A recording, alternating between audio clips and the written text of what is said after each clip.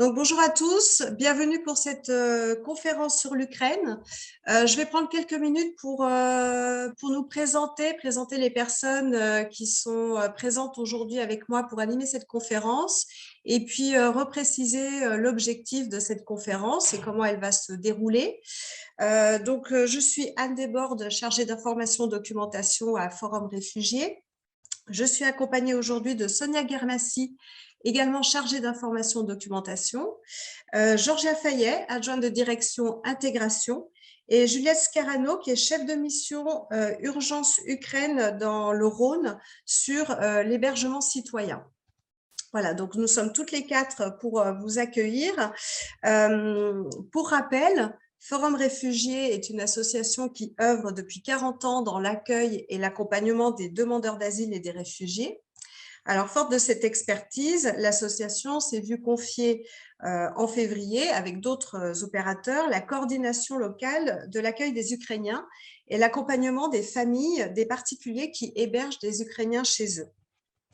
Donc, avec les collègues de la direction intégration, nous avons fait 3 constats.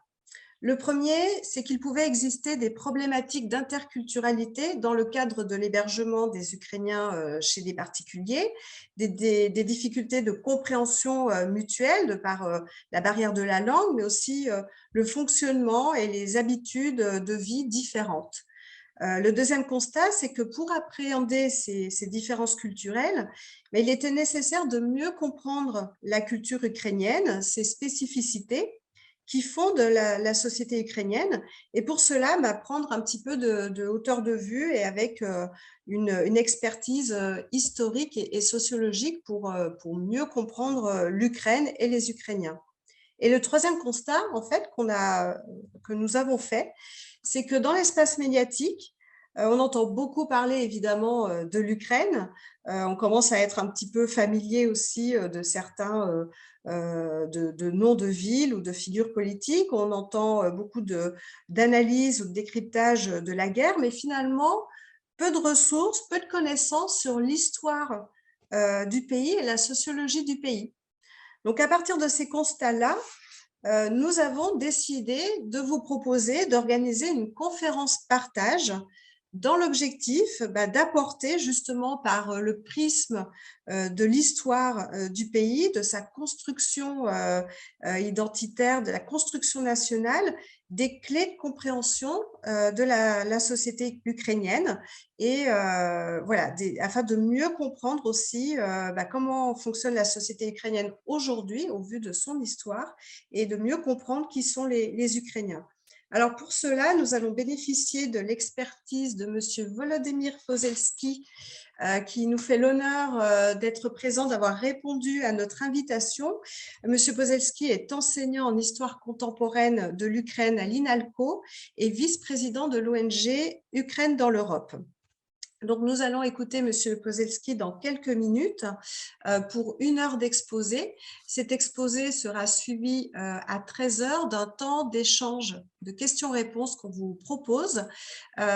Donc, vous avez un onglet questions-réponses sur lequel vous pouvez déposer d'ores et déjà vos questions à Monsieur Pozelski ou à nos collègues de la direction intégration, à qui je vais donner tout de suite la parole, puisque Georgia Fayet, adjointe de direction intégration, va nous présenter plus précisément en quelques mots les actions de Forum Réfugiés dans le cadre de l'accueil des Ukrainiens. Donc, je reprendrai la parole après toi, Georgia, pour laisser la parole ensuite à Monsieur Pozelski. Georgia, c'est à toi. Merci beaucoup, Anne. Bonjour à toutes et à tous. Donc déjà, je tiens à remercier le Centre de documentation de Forum d'avoir organisé cette conférence et à Monsieur Pozelski de bien vouloir intervenir aujourd'hui. On avait effectivement initialement pensé qu'elle serait bénéfique pour toutes les familles accueillantes, donc avec qui nous travaillons aujourd'hui dans le cadre de l'accueil des déplacés d'Ukraine. Mais donc ces familles accueillantes, mais aussi nos professionnels qui œuvrent chaque jour au quotidien auprès de ce public, et bien sûr nos partenaires. Donc depuis le début du conflit, il y a eu une mobilisation remarquable donc des services de l'État, des collectivités territoriales, des associations, mais aussi donc de la société civile pour l'accueil des déplacés ukrainiens. Et donc, Forum Réfugiés fait partie de ces associations qui se sont mobilisées pour accueillir et accompagner les déplacés d'Ukraine. Donc cet accueil, il prend diverses formes depuis plusieurs mois. Donc Forum Réfugiés s'est engagé et travaille donc au premier accueil de ces déplacés, donc pour l'obtention de leur protection temporaire, notamment à Lyon et à Nice, pour leur accueil en hébergement collectif. Donc ça a été mis en place dans le Var et dans le Cantal.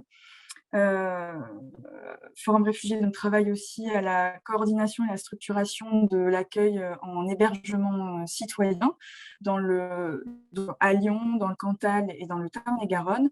Et donc, nous travaillons également à l'accès au logement autonome et accompagné de ce public, notamment dans le Cantal et dans le Tarn-et-Garonne. L'intérêt aujourd'hui de cette conférence, c'est vraiment d'avoir des éclairages et des clés de compréhension sur qui nous accueillons, qui nous hébergeons. On ne peut pas dresser aujourd'hui vraiment un bilan de tout ce qu'on a pu mettre en place aujourd'hui auprès de ce public, mais on peut quand même partager quelques constats donc, qui ont été faits par les équipes qui sont sur le terrain. Et donc, je les partage aujourd'hui avec vous, j'en partage quelques-unes. Je reviens sur vraiment la forte mobilisation qui s'est faite autour de l'accueil du public ukrainien. C'est vraiment une vraie une spécificité presque, donc des services de l'État qui a vraiment facilité l'accès aux droits, du tissu associatif, mais aussi de la société civile. Et là-dessus, c'est vrai que l'idée aujourd'hui, c'était aussi de faire un petit éclairage sur cet hébergement citoyen qui est très innovant pour nous en termes d'accompagnement, mais aussi d'accompagnement, mais aussi dans vraiment le recours assez considérable qui a été fait de cet hébergement citoyen. Il a été souvent spontané, mais aussi encadré par notamment nous aussi dans le Rhône, où on a structuré, on a vraiment accompagné l'entrée dans l'hébergement. Et ça a permis d'apporter une réponse rapide aux besoins de mise à l'abri et une solution aussi en nombre.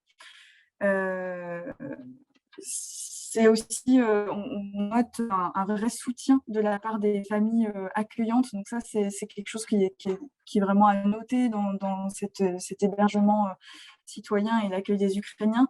Ce soutien, il a permis de faciliter les démarches. Par exemple, je pense à la scolarisation des enfants. Une découverte du territoire pour les personnes accueillies qui a été plus facile, mais aussi un partage des réseaux professionnels, personnels des familles accueillantes qui ont vraiment facilité les démarches d'intégration de ces personnes.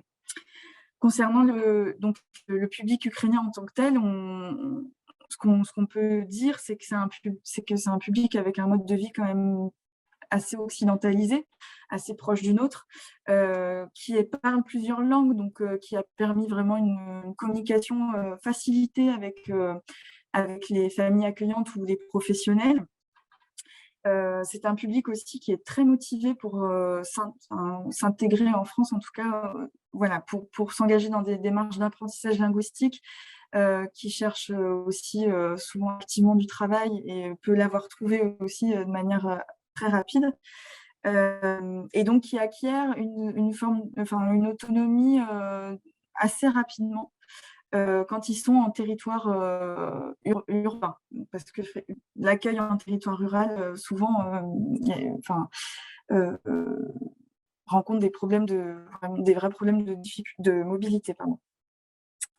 Il y a certains écueils qui sont déjà pointés dans cet accueil.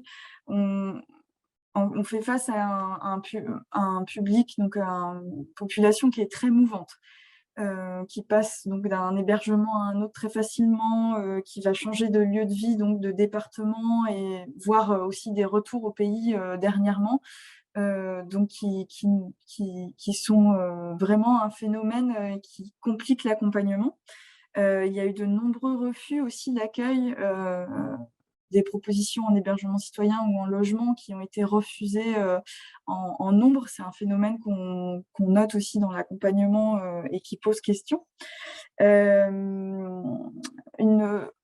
Certaines équipes rencontrent aussi une forme de méfiance, une difficulté aussi à faire confiance aux travailleurs sociaux ici. Alors pas partout, mais voilà, qui a pu s'expliquer aussi par le fait que dans le pays d'origine, il y a aussi un phénomène de corruption assez généralisé et que du coup, la confiance ne se donne pas si facilement. Et donc, dans le cadre de l'hébergement citoyen aussi, cette interculturalité, alors des incompréhensions qui peuvent venir compliquer cette relation, notamment, donc, par exemple, dans le Rhône, on a constaté aussi pas mal de questions sur l'éducation, par exemple, des enfants, qui peuvent se poser aussi au sein des foyers. Voilà pour un résumé rapide. Vraiment, nous, on interroge cet accueil,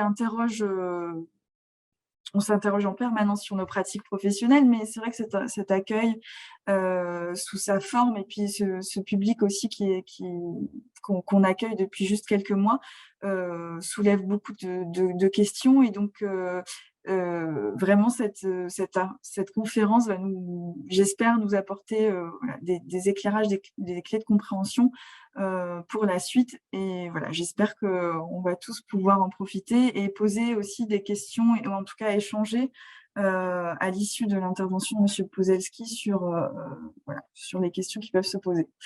Merci beaucoup. Merci beaucoup, Georgia. Alors, je donne tout de suite la parole à M. Poselski. Attendez, je suis là. Attendez.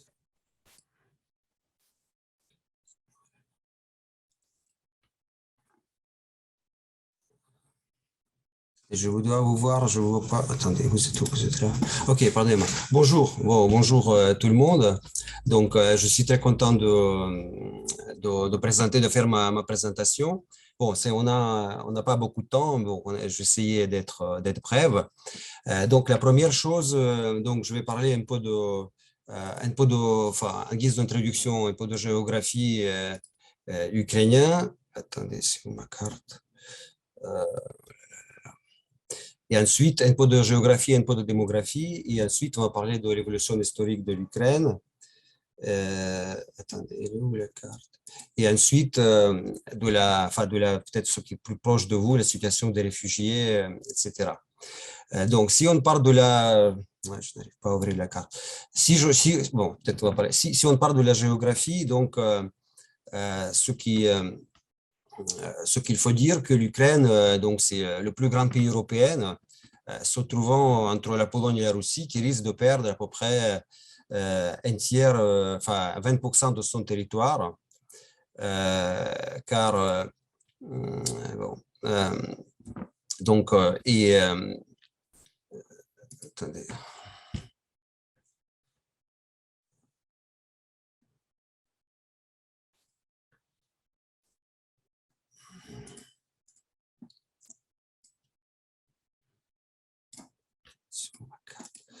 Bon, d'abord, c'est où ma carte? Je suis désolé, je vais faire...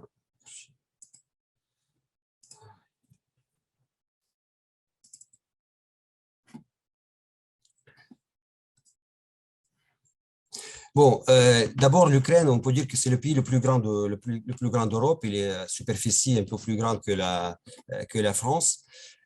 Aussi, sur le plan géographique, on peut dire que la frontière, ce qui est aussi spécificité de l'Ukraine, que par exemple, sa frontière terrestre avec la Russie, c'est la plus longue de l'Europe, parce que c'est plus grand que la frontière entre la Norvège et la Suède. Bon, l'Ukraine dispose d'un accès à la mer Noire et à la mer d'Azov. Il y a le fleuve Dnipro qui traverse toute l'Ukraine, donc un petit peu pendant le XVIIe, XVIIIe, XVIIe siècle, c'était un petit peu la frontière entre la partie qui appartenait à la Pologne et l'autre qui appartenait donc à la Russie. Et depuis 91, donc, l'Ukraine a des montagnes, mais sinon c'est la plaine. il y a des Carpates, il y a la Crimée.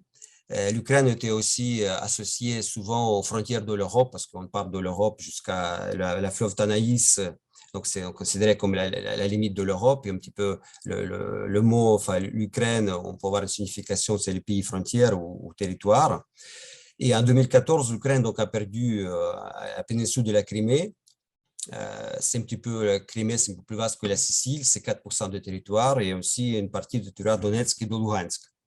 Et avec l'invasion de la Russie, l'invasion de la Russie, donc le 24 février, l'Ukraine aujourd'hui a perdu finalement toute la région de Luhansk à l'est, enfin la région de Kherson au sud, une partie des régions de Donetsk et Zaporizhia. Fait, finalement, tout l'accès, l'Ukraine maintenant n'a plus d'accès à la mer d'Azov. Et aussi, il y a une perturbation, il y a un problème de l'accès d'Odessa, le port qui reste jusqu'à la mer Noire. On parle aussi des questions de problématiques de comment exercer. Il y a le blé ukrainien qui doit être transporté. Il y a une question de comment on fait, qu'est-ce qu'on fait avec cela. Donc, c'est sur le plan donc, des géographies. Sur le plan démographique, ce qu'il faut dire que l'Ukraine, donc au début de l'indépendance, avait 52 millions d'habitants, et on peut parler de l'évolution démographique inquiétante depuis l'indépendance, qui risque de s'effondrer avec l'invasion russe, parce que l'Ukraine a perdu en 30 ans d'indépendance plus de 10 millions de personnes. En 91, il y avait donc 52 millions. Aujourd'hui, au 1er janvier 2022, on n'avait que 41 millions. Donc, ce chiffre incluait 1,6 million d'habitants vivant sur le territoire occupé de Donbass, et n'incluait pas 2 millions qui vivaient en Crimée. Pourquoi cela? Parce qu'il y avait toutes les caractéristiques négatives. Il y a un indice de fécondité a baissé de 1,85 enfants par femme en 90 à 11,12 en 2000, et aujourd'hui c'est 1,2 en 2021. L'espérance de vie moyenne des hommes est de 66 ans, 65 à 90, et celle des femmes 76 ans en 2019, 74 en 90. Ensuite, il y avait une immigration de main-d'œuvre importante. On parle, par exemple, de la Pologne, qui est le voisin le plus important de l'Ukraine. Jusqu'à le début de la guerre, il y avait entre 2 et 3 millions d'Ukrainiens qui travaillaient d'une manière permanente en Pologne, et entre 5 et 6 millions d'ouvriers saisonniers. Ça s'explique très facilement parce que les salaires en Ukraine sont des plus bas en Europe. Et donc, par le PIB d'habitants, on va parler de ça. L'Ukraine, c'est un des pays les plus pauvres d'Europe, avec à peu près $3 000 par personne, par tête. Donc, évidemment, les salaires étaient beaucoup plus attractifs dans les pays voisins. Donc, les Ukrainiennes, comme les Mexicains, allaient aux États-Unis. Donc, les Ukrainiens vont dans les pays proches. L'immigration de main-d'œuvre était importante. Et l'invasion russe change radicalement la donne, parce qu'on parle de 8 millions de personnes déplacées à l'intérieur de l'Ukraine, 5 millions partis dans les pays de l'Union européenne. Donc, la plupart, donc, il y a beaucoup qui restent donc, en Pologne. En Pologne, il parle officiellement, il y a plus de 1,5 million de personnes qui ont obtenu le statut de protection temporaire. En Allemagne, il y a à peu près entre 800, le chiffre 846 000 ou 646 000 officiellement, et dont 146 000 enfants qui sont scolarisés. Donc en France, il y a à peu près 100 000 personnes qui sont enregistrées, mais officiellement, mais en réalité, il y a plus de personnes. Donc, il y avait un sondage d'ailleurs, juste pour finir avec ça, qui est organisé en Pologne concernant les réfugiés. Je pense que ça caractérise aussi, ça convient aussi donc, à la situation en France, que 97% des réfugiés qui sont arrivés en Pologne sont des femmes, âge moyen de 36 ans, 76% ils ont un diplôme universitaire, un peu moins de 50% souhaitent rentrer en Ukraine dès que la guerre est terminée, et 17%, entre 17 et 20% qui ont déjà décidé de ne pas rentrer en Ukraine et rester en Pologne d'une manière permanente. Le problème de retour, juste pour déjà anticiper un petit peu vos questions, le problème, ils sont immenses, parce que à la date d'aujourd'hui, il y a à peu près 120 000 immeubles détruits. plus de 3,5 millions de personnes qui ont perdu leur logement. Donc, il y a problème de qu'est-ce qu'on fait avec ces gens-là. Et il y a plus, il y a à peu près, donc, si on parle de la territoire beaucoup plus grand qui est occupé par la Russie, par exemple, les gens qui ont vécu à Mariupol, que je connais, évidemment, ils n'ont plus de maison, donc ils ne veulent plus rentrer. Déjà, ils ont échappé miraculeusement de Mariupol. Évidemment, ils ne veulent pas rentrer sur le territoire occupé par les Russes. Donc, l'Ukraine risque de perdre encore un minimum 3 à 4 millions de personnes qui vont rester d'une manière permanente en Europe. Parce que les hommes ne peuvent pas partir jusqu'à maintenant, donc parce que tous les hommes entre 18 ans et 60 ans, normalement, ils doivent rester en Ukraine. Il y a des exceptions si vous avez si vous avez 3 enfants, si vous avez pension d'invalidité, si vous vous occupez tout seul de l'enfant, vous pouvez partir. Sinon, les hommes, ils restent dans le pays. Donc ça, c'est un petit peu sur la question démographique. Donc, on revient un petit peu, donc en résumé, sur le plan de démographie et de géographie, donc l'Ukraine, par rapport à l'indépendance, il est en train de perdre entre 15 et 20% de son territoire et est en train de perdre aussi un quart de sa population. Donc, la situation vraiment est difficile. Donc, maintenant, on parle un peu de l'histoire. Donc, aussi, l'histoire de l'Ukraine, c'est l'histoire tourmentée du peuple sans État. Il y a l'histoire canadienne, Orest Subtelny, qui donne 2 caractéristiques fondamentales de l'Ukraine. C'est l'absence de l'État et l'absence de la modernité. Absence de la modernité dans le sens que les Ukrainiennes restaient en leur majorité des paysannes. Leurs élites ont été polonisées, ensuite russifiées. Il était minoritaire dans les milieux économiques et dans l'armée. Ça, c'est 2 constantes permanentes de l'Ukraine. Et si on parle de parenthèse étatique, donc l'Ukraine, le peuple sans État, il avait l'État de Kiev, donc, qui existait entre le Xe et le XIIe siècle. Ensuite, c'est-à-dire on parle de territoire où les Ukrainiennes vivaient d'une manière permanente à partir en tant que slaves orientaux, à partir premier millénaire. Parce que vous savez, tous les Slaves, ils habitaient entre Vistule et Dniepr, et à peu près entre 3 et 5e siècle. Il y a ceux qui sont partis au sud, c'est les Slaves balkaniques, maintenant c'est les Bulgares, Serbes, Macédoniennes. Il y a des Slaves qui restaient, donc les Slaves occidentaux, c'est les Polonais, Tchèques, Slovaques, et les Slaves, on dit, les Slaves orientaux, c'est Ukrainiens, Russes, Polonais. Donc les Ukrainiens, ils ont vécu, les tribus qui après, les proto-ukrainiennes, ils ont vécu donc, dans ces territoires depuis le premier millénaire. Et donc, il y avait l'État de Kiev qui existait entre le 12 et le 12e siècle. Ensuite, il y avait, ça s'appelait Russe de Kiev. En France, on parle aussi de Russie de Kiev. Ensuite, il y avait sous les Mongols, donc cet État s'est effondré, donc il était détruit par des Mongols, par les Tatars et Mongols. Ensuite, donc, il y avait la principauté de Galicie-Volhynie, plus à l'ouest, qui existait au 2e, 3e siècle. Ensuite, l'Ukraine a été divisée, a été incorporée dans l'État polono-lituanien. Les Cosaques au XVIIe siècle, ils sont révoltés contre les Polonais, ils ont demandé une aide de la Russie. Donc, il y avait la Russie donc, a incorporé, pour les Cosaques, c'était une union militaire, pour la Russie, c'était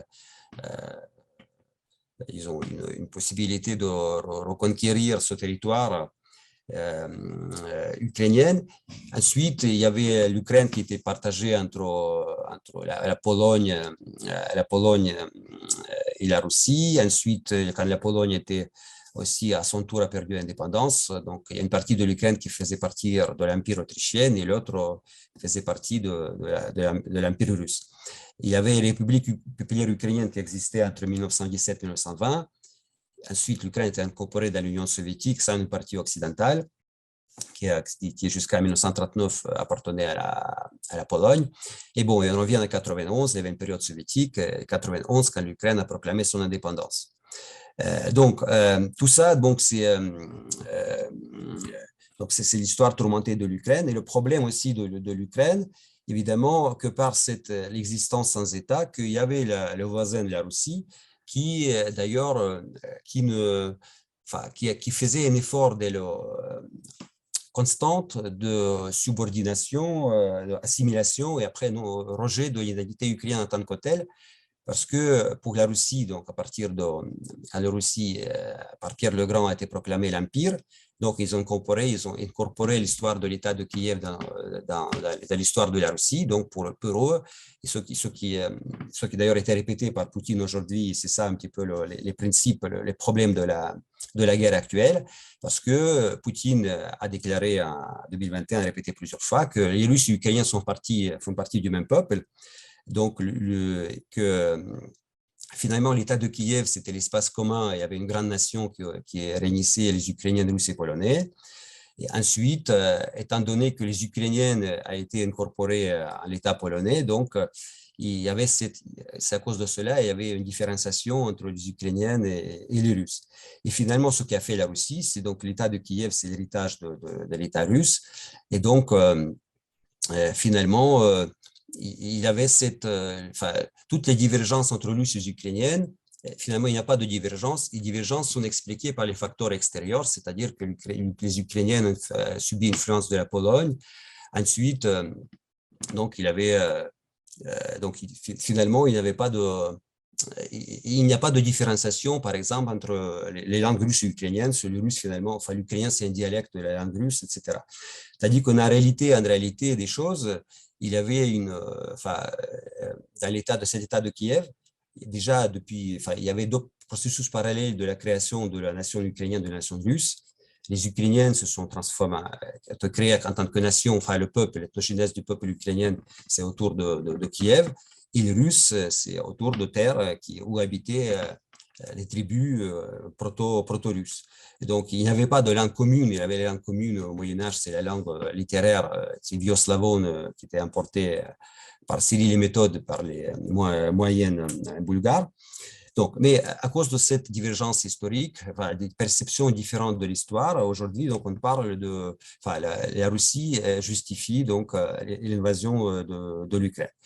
Ce qui s'est passé aussi que l'Ukraine, à cause de son histoire, a été, donc, on peut dire qu'il y avait trois espaces géohistoriques. On connaissait, il y a Fernand Braudel, c'est un historien français qui parle des réalités de longue durée. Donc, finalement, il y avait on peut dire, il y avait trois d'Ukraine. Il y avait l'Ukraine occidentale en tant que périphérie durable de l'Europe centrale. Donc, c'est la Galicie gréco-catholique qui passait sous la domination russe seulement en 1939. Donc, c'est à l'ouest de l'Ukraine. Il y avait l'Ukraine centrale constituée des terres de peuplement historique des Ukrainiens sur les deux bords de Dniepr, qui faisaient partie de la Pologne-Lituanie et puis de l'Empire russe. Et enfin, il y avait l'Ukraine du sud-est, peuplée seulement massivement de partir du XVIIe, XVIIIe siècle, qui était, par l'origine, était ethniquement hétérogène et fortement russifié ensuite. On peut dire que c'est périphérie sud-ouest permanent de l'espace eurasien. Et ce qui s'est passé finalement de cette divergence ukrainienne, de cette histoire différenciée au sein de plusieurs États, que ça a eu l'influence sur la politique, sur la géographie électorale de l'Ukraine indépendante après 91, parce que finalement, en 91, donc, il y avait l'élection présidentielle, et seulement donc, les habitants de trois régions de l'Ukraine occidentale qui ont voté pour le candidat, disons, nationaux-démocrate, tandis que les autres, tous les autres partis de l'Ukraine, ils ont voté pour le candidat, pour l'ancienne responsable du Parti communiste ukrainien. Et en même temps, en 2004, quand il y avait les élections disputées entre candidats pro-européens Viktor Yushchenko et candidat pro-russe, entre guillemets, Viktor Yanukovych, on peut dire que c'est ce qui a voté pour Yushchenko, c'est toutes les régions qui appartenaient, justement de l'Ukraine occidentale et l'Ukraine centrale, qui depuis, disons, les territoires de peuplement historique des Ukrainiennes, tandis que les régions, 9 régions du sud-est ukrainiennes, donc ils ont voté pour Yanukovych. Donc, ensuite, donc, on va passer très brièvement un petit peu aux difficultés de la construction de l'État ukrainien après 91. Donc, ce qui s'est passé, l'héritage de l'Union soviétique, si vous voulez, que il y a aussi la problématique de la soviétisation, parce que dans l'Union soviétique, donc l'objectif, c'était créer un homo soviéticus, donc qui était fidèle à l'idéologie communiste.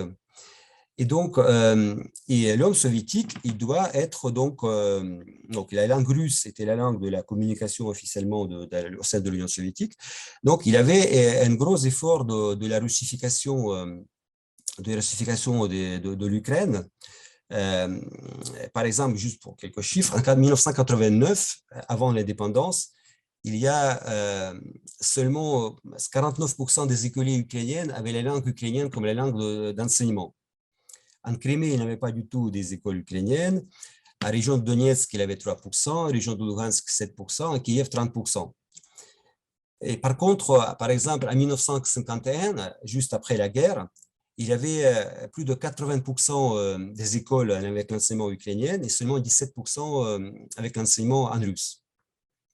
Et la russification a été surtout très importante dans les années 70. Et ce qui s'est passé à la fin de l'Union soviétique, que l'ukrainien il restait la langue de l'enseignement dans les écoles partiellement. C'était la langue qui dominait les spécialités humanitaires. Donc, on apprenait l'histoire, par exemple, ou les langues, enfin, la littérature ukrainienne. Par contre, toutes les disciplines techniques, enseignement technique, étaient en russe. Et ce qui était un petit peu présenté de manière non officielle, que la langue ukrainienne a été limitée au domaine de la culture populaire.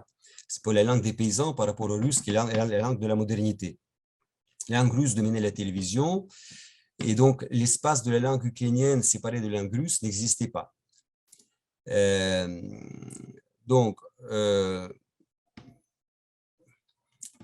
Si on parle un petit peu de l'histoire, donc les difficultés de la création, de la transformation, de l'évolution de l'Ukraine indépendante, et le problème, on parlait de la société, l'Ukraine comme la société bloquée. Pourquoi? Parce que il y a justement le problème de l'élite ukrainienne, à la différence, par exemple, des pays baltes ou de la Pologne, où il y avait la possibilité d'avoir des élites alternatives, différentes donc, de la nomenclature communiste. En Ukraine, les élites finalement n'existaient pas parce qu'il y avait quelques dissidents, donc ils ont péri dans les camps où enfin, il n'y avait pas de formation spécifique pour diriger le pays.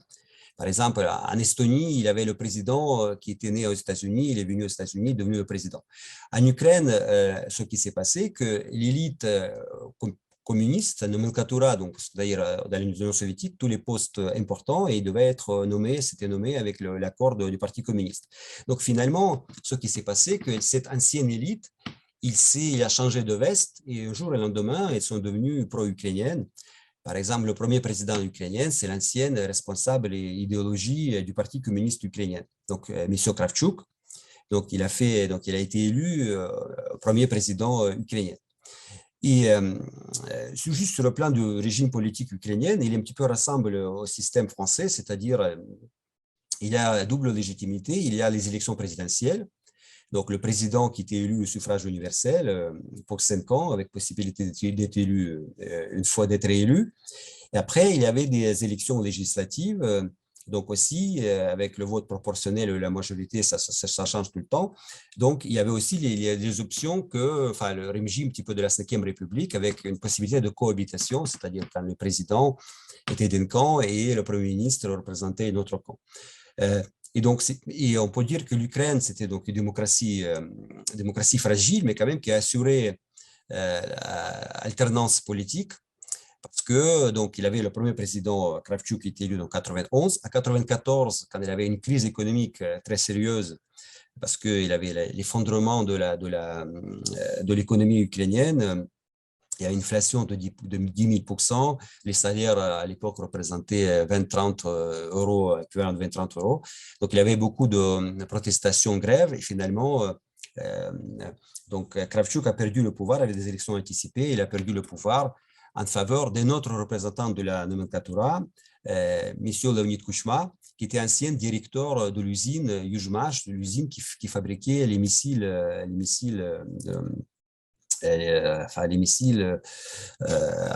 qui appartenaient donc à l'industrie militaire soviétique. Donc, on peut dire qu'il y a un représentant de la nomenclatura technique, de la directeur rouge, qui a remplacé représentant un idéologue soviétique. Et donc, Leonid Kuchma est resté au pouvoir 10 ans. Et lui, il a essayé de construire les régimes autoritaires, semi-autoritaires, un petit peu comme celui en Russie. Mais finalement, en 2004, quand il ne devait plus se faire réélire, donc il avait donc des élections très disputées entre le candidat pro-ukrainien Yushchenko et le candidat pro-russe Yanukovych. Et finalement, il y avait des fraudes électorales massives et c'était le début, donc ce qui a provoqué le premier Maïdan, le phénomène de Maïdan, donc un moment de protestation, mobilisation de la société civile ukrainienne. Et donc, ce qu'on appelait révolution orange, révolution de couleur. Et finalement, il avait la population, donc il y avait des grandes manifestations à Kiev et partout en Ukraine. Et finalement, donc il y avait troisième tour, les élections ont été encore, les fraudes ont été constatées et Yushchenko est devenu le président ukrainien. Ensuite, donc il avait la présidence Yanukovych finalement qui est venu au pouvoir en 2010. Et avec la présidence de Yanukovych, donc l'Ukraine s'est rapprochée, donc il avait il voulait installer un régime assez autoritaire, donc et finalement en 2013-2014, on a assisté donc à ce qu'on appelait révolution de la dignité, que Yanukovych ne voulait pas signer l'accord d'association avec l'Union européenne, il avait des grandes manifestations et ça s'est fini par par un bain de sang, tout le monde a vu, donc par la fuite après de M. Yanukovych de l'Ukraine et le début de la guerre dans le Donbass et donc la perte de la Crimée. Et ensuite, donc, quand la guerre a éclaté, il y avait encore deux présidents. Il y a le président Poroshenko donc, qui est venu au pouvoir, qui était élu sous le slogan de finir la guerre le plus vite possible avec la Russie. Évidemment, il n'a pas réussi. Et notre dernier président, tout le monde le connaît, c'est donc M. Volodymyr Zelensky, qui était élu sous le slogan aussi d'apporter la paix et d'essayer de trouver un compromis avec la Russie. Mais finalement, il n'a pas abouti non plus. Et ça, aujourd'hui, on est en phase d'une guerre qui menace pas seulement l'Ukraine, qui menace toute l'Europe. Donc maintenant, je pense qu'on a encore un temps, on va passer c'était en grande ligne, je vous ai parlé de l'évolution politique, historique et démographique de l'Ukraine. On va passer plutôt sur le sujet qui vous intéresse peut-être plus par rapport à l'évolution de la société ukrainienne et les portraits sociologiques des Ukrainiens. Donc, si on parle de la question donc linguistique, parce que ça, il y a toujours des questions sur vraiment, en France par exemple, j'ai entendu les questions, peut-être poser la question, est-ce que la langue ukrainienne, quelle différence entre le russe et l'ukrainien par exemple? Donc, le problème de la langue, c'est un problème qui existe, mais d'autre part, c'est un problème artificiel parce que l'Ukraine, en Ukraine, il y avait jusqu'à aujourd'hui, même il y avait une cohabitation pacifique entre les russophones et les ukrainophones.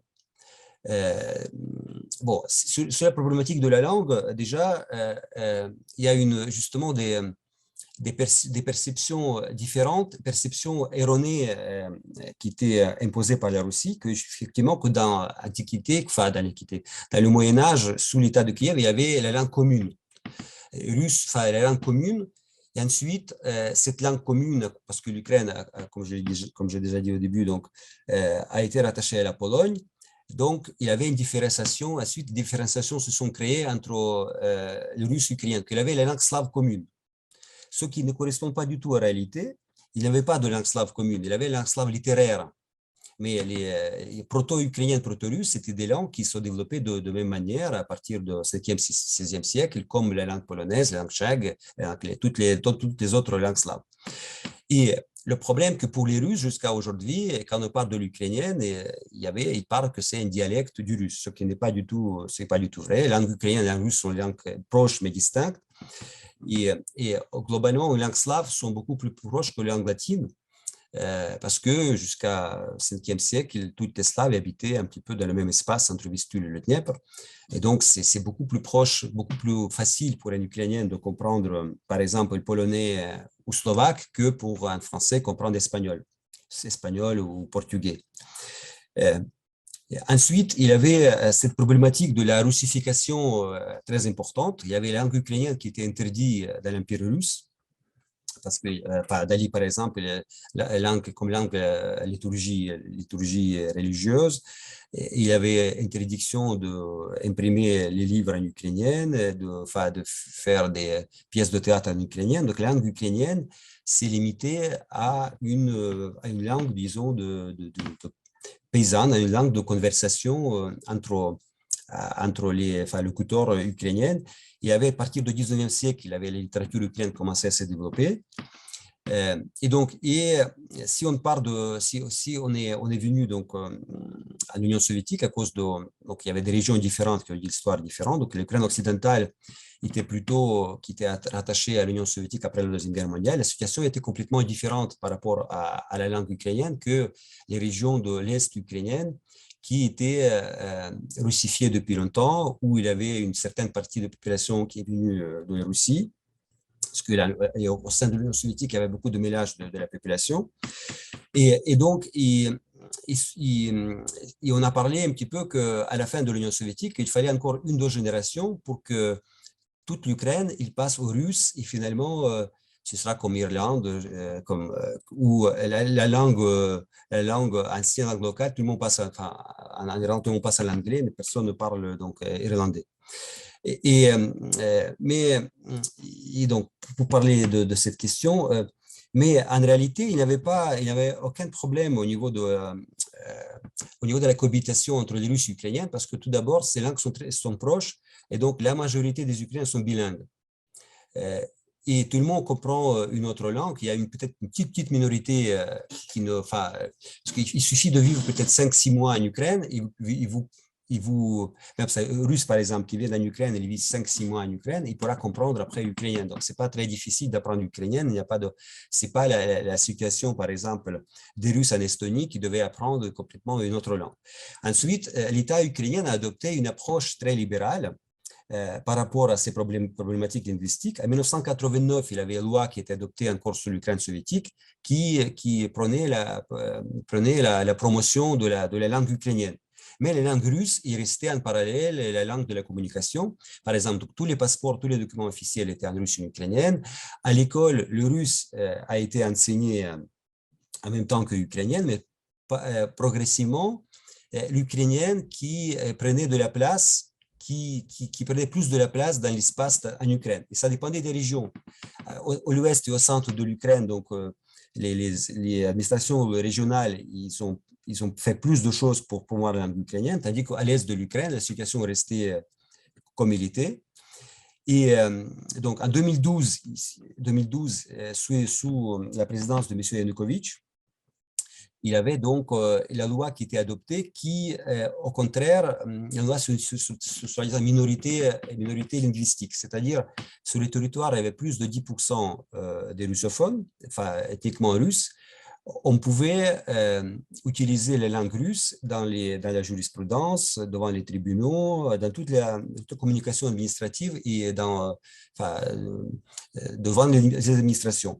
Et cela signifie que finalement, dans ces régions-là, on pouvait tout simplement se débarrasser de la langue ukrainienne. Donc, ça permettait aux fonctionnaires locaux de ne pas utiliser l'ukrainien. Bon, quand Poroshenko est venu au pouvoir donc en 2014, il y a une autre loi qui était adoptée qui finalement a imposé certains quotas pour l'utilisation de la langue ukrainienne. à la télévision, il fallait que 75% de tous les contenus de la télévision ukrainienne devaient passer à l'ukrainienne. En même temps, il avait, au niveau de maison d'édition, il avait comme par exemple, la moitié des livres doivent être édités en ukrainien, etc. Donc, il avait certaines politiques qui étaient faites au niveau de la pub. Donc, la pub devait être en ukrainien. Parce que jusqu'à cette période-là, quand vous venez en Ukraine, il avait vraiment, pour un étranger, il avait vraiment un souci de comprendre en quelle langue c'est écrit, parce que bon, c'est écrit en cyrillique. Et par exemple, les panneaux publicitaires, les restos, vous pouvez les appeler comme vous voulez. Au centre de Kiev, il y avait un resto, par exemple, au nom de la rose.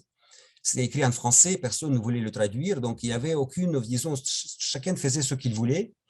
Il n'y avait aucune limitation. Donc, à l'Ukraine occidentale, on parlait ukrainien, on utilisait l'ukrainienne, tandis qu'à l'est de l'Ukraine, au sud de l'Ukraine, on utilisait le russe. Et après, dans la communication entre les gens, on passait du russe au ukrainien. Il y a par exemple des personnes qui parlaient avec certaines, à l'école, ils parlaient ukrainienne, avec certains autres amis, ils parlaient russe. Donc, ça pouvait changer.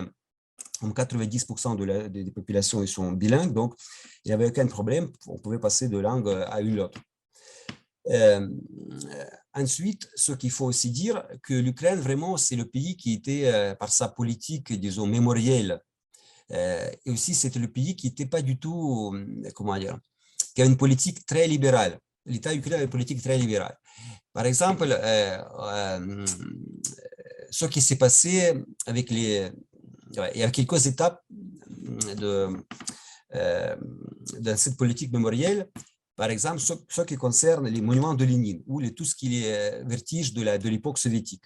Donc, il y avait en Ukraine partout des monuments de Lénine et il n'y avait pas l'ordre précis qu'il fallait enlever tous ces monuments. C'est chaque région faisait comme il voulait. Donc, le premier monument de Lénine a été enlevé en 1989 et un des derniers monuments qui était enlevé après 2014. Mais c'était fait par les autorités locales. Il n'y avait pas de loi, il n'y avait pas de loi qui pouvait instaurer, imposer cela pour tous les Ukrainiens. Seulement en 2018, il y avait une loi qui était adoptée qui normalisait ces normes et qui, dans le cadre de la lutte contre le communisme. Donc, le communisme a été considéré comme l'idéologie communiste était comparée à l'idéologie des nazis. Et donc, finalement, seulement après 2018, l'État ukrainien a pris des normes pour enlever tous les vestiges de l'époque soviétique. Et aujourd'hui, ce qui se passe, par exemple, il y a une nouvelle étape, il y avait des désoviétisations. Aujourd'hui, après le début de la guerre, on parle beaucoup de la dérussification. Mais c'est-à-dire, jusqu'à aujourd'hui, par exemple, en Ukraine, il y avait partout des noms, par exemple, des poètes, des écrivains russes, des compositeurs russes, des rues qui portaient des noms des hommes politiques, ou pas des hommes politiques, des écrivains russes. Partout à Kiev, il y a rue Pushkin, je sais pas, et par exemple, conservatoire à Kiev, il portait toujours jusqu'à aujourd'hui le nom de Tchaïkovski, donc le compositeur russe. Il avait des chaires de langue russe ou enseigné le russe partout en Ukraine. Il y avait la langue ukrainienne la langue russe qui était toujours enseignée dans les écoles. Et ce qui se passe après l'invasion aujourd'hui, que finalement, il y a un processus naturel au niveau des autorités locales de changer les noms des rues. Et donc aujourd'hui, à Kiev, par exemple, il y a un grand débat pour changer tous les noms qui sont avec le lien avec la Russie, pour les changer pour les noms des gens qui ont déjà des soldats ukrainiens qui sont morts au front, pour changer, pour se débarrasser, de dérussifier l'espace mémoriel ukrainien. Mais ça, c'est seulement aujourd'hui. Donc, il dit que jusqu'à aujourd'hui, l'État ukrainien, finalement, n'intervenait pas dans ce domaine. Et donc, c'est très important de souligner par rapport à ce qui se passe sur les territoires qui sont sous l'occupation russe, où tout de suite, par exemple, à Mariupol, il y avait les livres ukrainiens étaient enlevés des bibliothèques, donc on passe tout de suite à russe, on oblige par exemple, dans les régions occupées aujourd'hui, d'enseigner en russe, enfin, l'ukrainien, enfin, tout ce qu'il y a à l'Ukraine n'existe plus, il doit être effacé.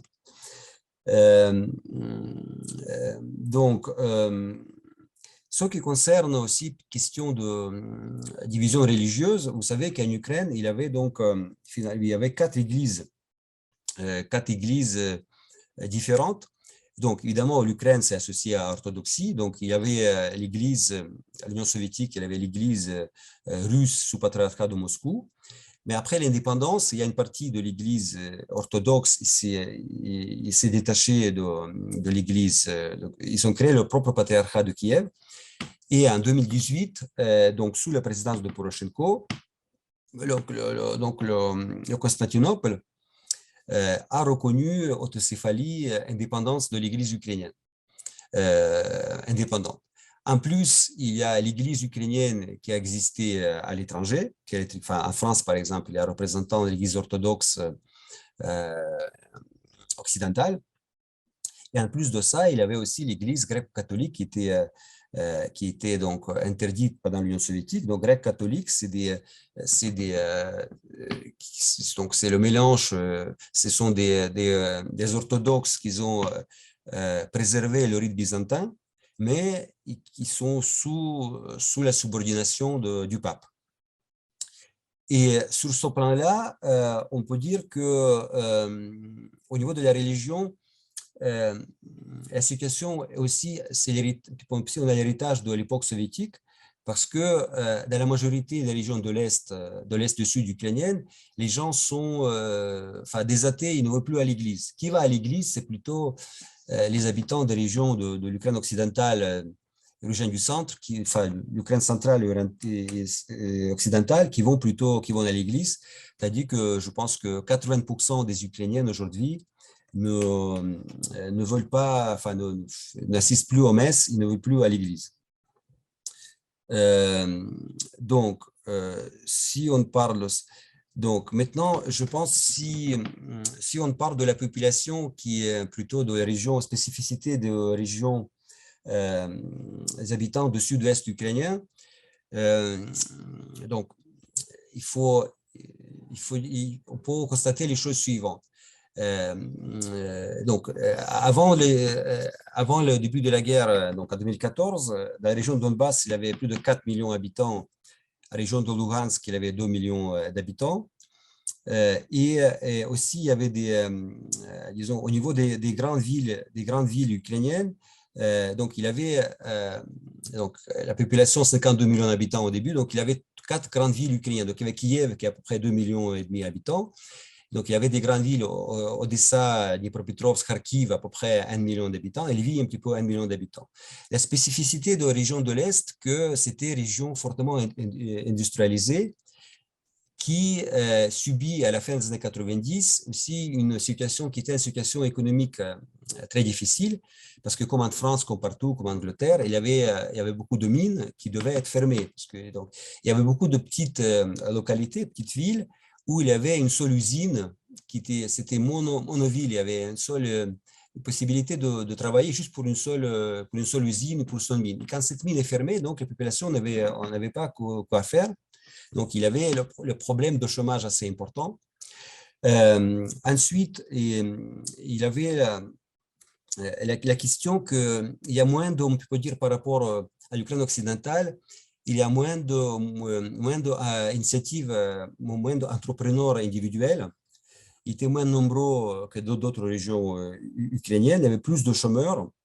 Il y avait une forte disparité, on peut dire, sociale entre élites régionales gouvernantes et corrompus et citoyens qui ensuite a provoqué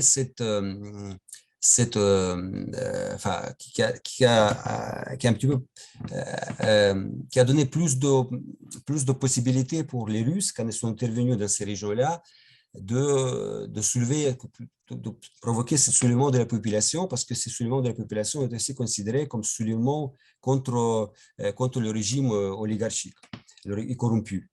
Parce que le problème de l'Ukraine également, c'est aussi le problème soi-disant des oligarques. Donc, après l'indépendance, il y avait certaines des hommes d'affaires qui sont issus de la nomenclature communiste, qui sont s'emparés pour presque gratuitement de beaucoup de propriétés en Ukraine.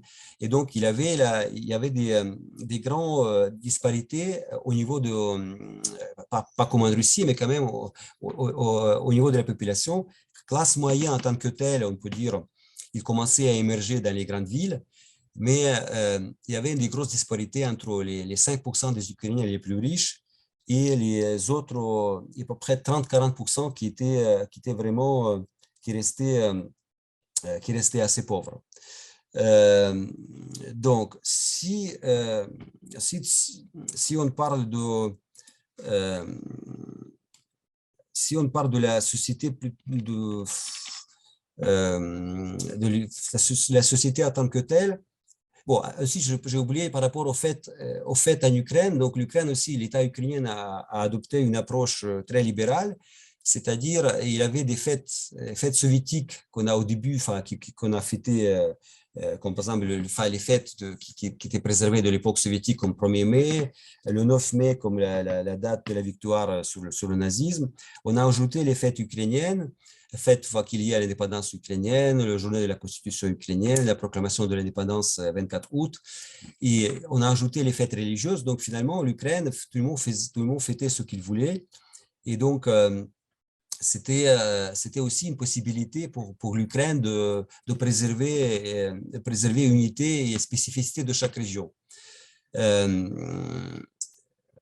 Concernant un petit peu l'éducation des enfants et parité entre les hommes et femmes, et question de violence conjugale, on peut dire que l'Ukraine quand même reste une société assez traditionnelle, même si sur le plan de, par exemple, que la population qui vit dans les grandes villes, il est plus de 70%. On est quand même beaucoup loin de la parité entre hommes et femmes par rapport à la société française.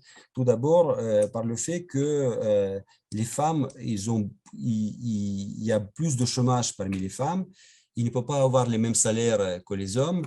Et même sur le plan politique aussi, il y a beaucoup de femmes politiques qui ont fait une carrière, beaucoup moins de femmes qui représentaient dans le business. Et donc, c'est plutôt au niveau de la distribution des tâches, c'est plutôt les femmes qui s'occupent de l'éducation des enfants, c'est-à-dire que les hommes travaillent. Bon, c'est pas évidemment, c'est pas caractéristique de tout le monde, mais ça reste perçu tout à fait normal qu'une femme reste au foyer et qui s'occupe des enfants, c'est-à-dire que l'homme doit apporter, doit gagner de l'argent et travailler. Par rapport aux violences conjugales, il y a des chiffres que près d'entre 500 et 600 femmes qui meurent chaque année en Ukraine, et que à cause d'agressions, violences conjugales, et que à peu près 1 million de femmes ukrainiennes qui subissent des violences, et seulement 15% qui déposent plainte. Depuis quelque temps, l'État ukrainien fait des efforts dans ce sens-là. Il y avait 2 lois qui étaient adoptées pour prévoir pour les peines plus fortes concernant donc, les violences conjugales. Et depuis 2 ans, il y a une plateforme nationale, c'est-à-dire vous pouvez appeler, il y a un numéro gratuit, vous pouvez appeler et donc vous pouvez déposer votre plainte par rapport aux violences conjugales, violences sexuelles. Et cette plateforme a à peu près plus de 200 000 appels par an. Et donc ensuite, ces appels sont traités par la police. Et d'ailleurs, ce qui est intéressant, que cette plateforme est utilisée aujourd'hui pour signaler toutes les violences qui étaient faites, violences d'ordre sexuel aussi, qui étaient faites par les Russes, par les soldats russes sous le territoire occupé. Donc, c'est utilisé aussi pour cela. Donc, c'est assez efficace. Donc, comme ça permet d'avoir la statistique et d'avoir un petit peu essayé d'encadrer ce processus. Ensuite, ce que je peux vous dire aussi L'Ukraine, officiellement, c'est un État très pauvre. Comme je dis, le PIB par habitant, c'est un petit peu plus que 3 000 dollars par personne. Et officiellement, donc l'Ukraine se trouve au niveau de la pauvreté. C'est après, donc, il y a la Moldavie, Albanie, Bosnie-Herzégovine et l'Ukraine, c'est au même niveau.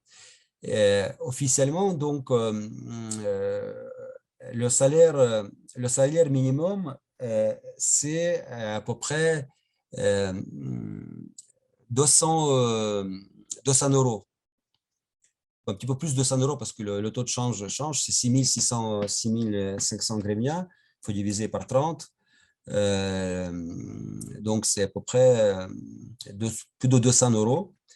Et tandis que la retraite minimale pour les gens qui ont la retraite après 65 ans, donc c'est 30%, peut-être 40% du salaire minimum. Donc, ça revient à 2000 hryvnias, c'est-à-dire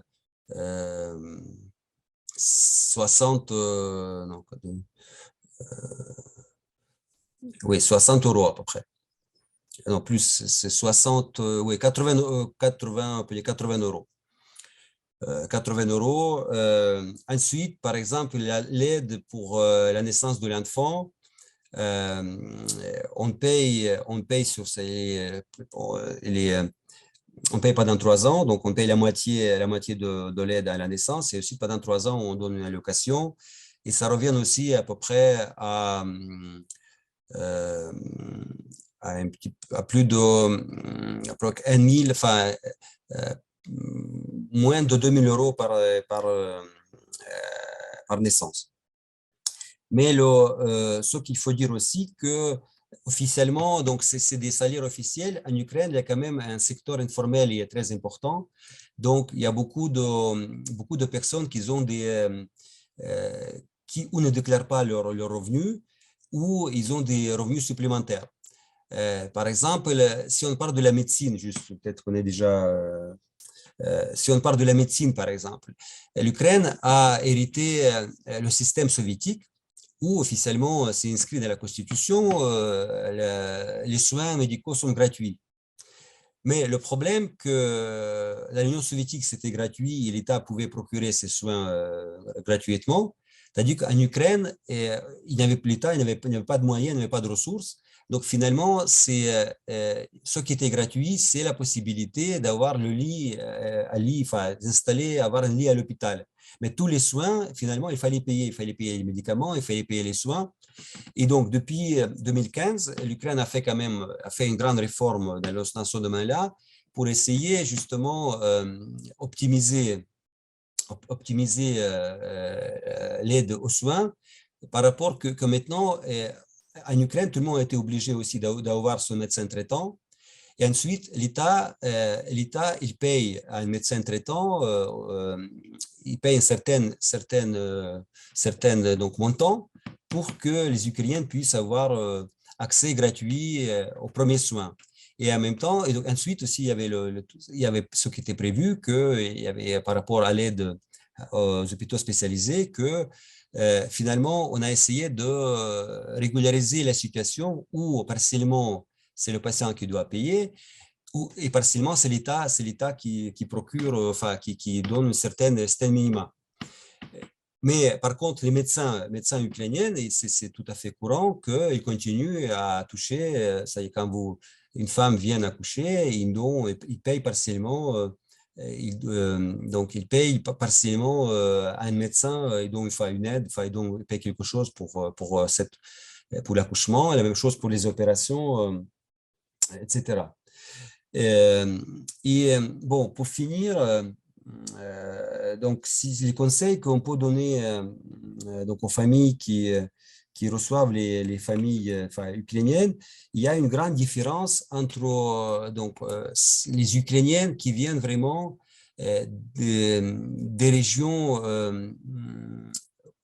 qui maintenant sous l'occupation russe ou qui ont vraiment subi les combats intensifs. Parce que vous imaginez, après le 24 février, il y a une vague de panique énorme. Pendant une semaine, il y avait, de toutes les régions ukrainiennes, même de l'Ukraine occidentale, tout le monde essayait de partir parce qu'on pensait que l'Ukraine serait prise dans 2 jours.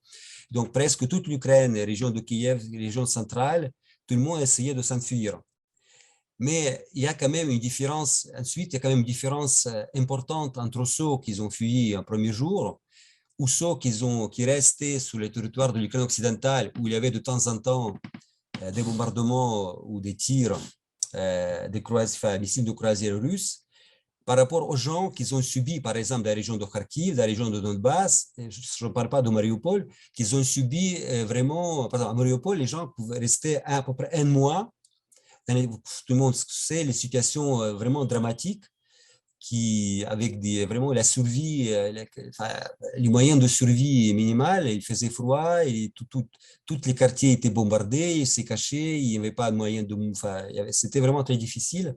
Parce que je connais quelques personnes qui viennent de Mariupol, ils ont s'enfui par miracle, ils ont pu quitter l'Ukraine.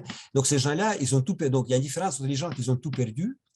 Ils n'ont plus possibilité de revenir à leur maison détruite. Ils ont subi sur le plan psychologique des répercussions énormes. Et ceux ils ont quitté Kiev parce que Kiev, on a dans le moment, il y avait une possibilité que ce sera envahi. Donc, qui sont partis, qui finalement n'ont pas subi, heureusement pour eux, qui ne sont pas subi directement des frappes, ils n'ont pas vu des frappes aériennes, des frappes d'artillerie. Ils ont fui la situation parce que la situation reste instable. Donc, c'est la première chose. Et ensuite, évidemment, avec le temps, je pense que ces Ukrainiens, ils vont prendre des décisions, ce qu'ils doivent faire. Mais étant donné que ce sont des femmes avec les enfants, donc il y a 2 options. Ou quand même, il y a beaucoup qui rentrent en Ukraine aujourd'hui parce qu'ils se sont séparés de leur mari, surtout si leur mari vit dans les quartiers, dans les régions plutôt tranquilles.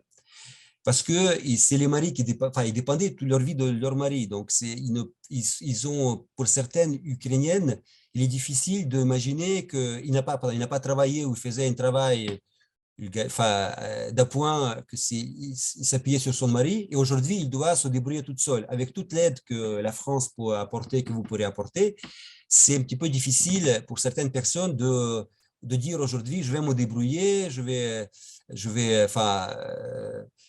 m'installer, je vais commencer de vivre de nouveau dans cet environnement. Donc, ces personnes-là, ils auront tendance quand même à rentrer ou à peut-être trouver un partenaire ici, je ne sais pas, trouver pour qui puisse s'appuyer. Donc, il y a certaines personnes, je pense, qu'il sera un petit peu difficile de les caser, de les obliger, par exemple, à trouver un job ou à apprendre le français parce qu'ils ne sont pas habitués d'agir, d'être actifs dans la vie. Je ne sais pas, c'est mon point de vue. Et les autres, par contre, il y a des ceux qui vont s'adapter, qui vont apprendre les langues, qui vont tout à fait, parce que quand même, le français, on vit ensemble dans la culture occidentale. Il y a beaucoup de personnes qui ont voyagé, qui ne viennent pas pour la première fois en France. Mais il y a aussi ceux qui viennent pour la première fois. Ça dépend aussi, est-ce qu'ils ont voyagé, leur niveau de vie, leur éducation, évidemment, ça dépend beaucoup de plusieurs facteurs. Pardonnez-moi pour ça, parce que j'avais un problème informatique pour monter les cartes, et pour cette un petit peu présentation rapide, mais je suis prêt à répondre à vos questions, comme ça peut-être on pourra repréciser beaucoup de choses. Merci beaucoup, Monsieur Pozetsky. Merci. Alors, on a en effet déjà quelques questions. Donc, on va commencer par les questions qui s'adressent plutôt à vous sur l'Ukraine. Alors, je vais vous poser 3 questions. Vous avez parlé des violences conjugales et femmes victimes de violences. Nous avons une question sur le traitement judiciaire de ces affaires de violence conjugale. Donc, est-ce que la justice est efficace sur ces affaires? Ensuite, on a une question, vous avez parlé de la mobilisation citoyenne avec des révolutions citoyennes dans l'histoire récente. Aujourd'hui, quelle est l'influence de la société civile en Ukraine? Et enfin, une question d'un spectateur qui nous dit « Il existe 2 types de passeports en Ukraine. Quelle est la différence ?» Voilà pour 3 premières questions. Je vais commencer par la troisième, la plus simple. Et il n'y a pas, non, c'est les passeports, c'était une carte d'identité. C'est-à-dire aujourd'hui, il y avait un passeport pour partir à l'étranger, passeport normal. Il y avait un passeport intérieur, c'est aussi qui était fait en papier, mais c'était aujourd'hui qui n'est plus, enfin, qui n'est plus distribué. C'est une carte d'identité plastique. C'est une carte d'identité intérieure, comme vous avez, comme tout le monde en France. Donc, il n'y avait pas de passeport. Il y avait juste le passeport en forme de papier qui aujourd'hui se transforme en une carte d'identité. Donc, pour voyager, il faut avoir un passeport normal et par contre, aussi, par rapport à cette carte d'identité, l'Ukraine quand même a fait beaucoup d'efforts. Ça, c'est quand même un avantage de l'Ukraine. Il a fait beaucoup d'efforts au niveau de la numérisation des services. Aujourd'hui, chaque Ukrainienne, il y a une application qui s'appelle DI à l'action, où vous avez votre passeport numérique, votre carte d'identité numérique, acte de naissance de vos enfants et beaucoup de services, par exemple, vous pouvez faire une procédure enregistrer votre enfant à l'accouchement, tout ça passe par cette plateforme. Donc, c'est quand même assez, donc quand même l'Ukraine, sur ce plan-là, je ne dirais pas qu'on est au niveau de l'Estonie, mais sur ce plan-là, l'Ukraine a fait beaucoup d'efforts. Au niveau, par exemple, de permis de conduire, il y a beaucoup de services qui sont faits maintenant en ligne, sans aucun problème. Donc, il y a aussi cette possibilité, par exemple, au niveau de certificat COVID, par exemple, tout ça, c'est en ligne, vous montrer comme, et tout ça sur la même plateforme qui se développe. Donc, la première question sur le traitement judiciaire. C'est une question compliquée parce que, je ne vais pas parler de ça, mais l'Ukraine, un des vrais soucis de l'Ukraine, c'est justement assurer le travail efficace de la justice. Enfin, tout le monde est égal devant la justice. Il avait la méfiance importante des Ukrainiennes envers leurs policiers et envers leur système judiciaire, justement à cause de la corruption. L'Ukraine combat la corruption depuis l'indépendance. On peut dire que depuis quelques années, c'était amélioré parce que, par exemple, il y a chez nous une corruption routière. Enfin, les corps les plus corrompus, c'est d'abord la corruption les policiers qui s'occupent de la régulation routière. Il y avait pour les polices spéciales, police autoroute, qui était considérée comme la plus corrompue du monde parce qu'ils vont prendre les bakchiches partout. Ensuite, il y avait les douaniers, évidemment, les douaniers et aussi le corps judiciaire, c'est-à-dire les juges. Il y a beaucoup d'affaires, malheureusement, qu'on pouvait régler en donnant le bakchich à un juge. Donc, il n'y avait pas de légalité devant la justice. C'était un des objectifs, justement, de la révolution orange 2004 et ensuite de cette protestation de mouvements civils, de société civile, pour que justement combattre la corruption au niveau de la justice. Donc, je reviens à la question de la violence conjugale. Il y avait en 2013 un exemple que tout le monde a parlé en Ukraine. Il y a un petit village qui s'appelle Vradiivka, dans le centre de l'Ukraine, région de Tcherkassy, où il y avait une femme de 30 ans qui était violée par 2 policiers. Une simple femme qui était une caissière au magasin. Donc. Et il était donc piégé par son voisin qui était copain avec des flics.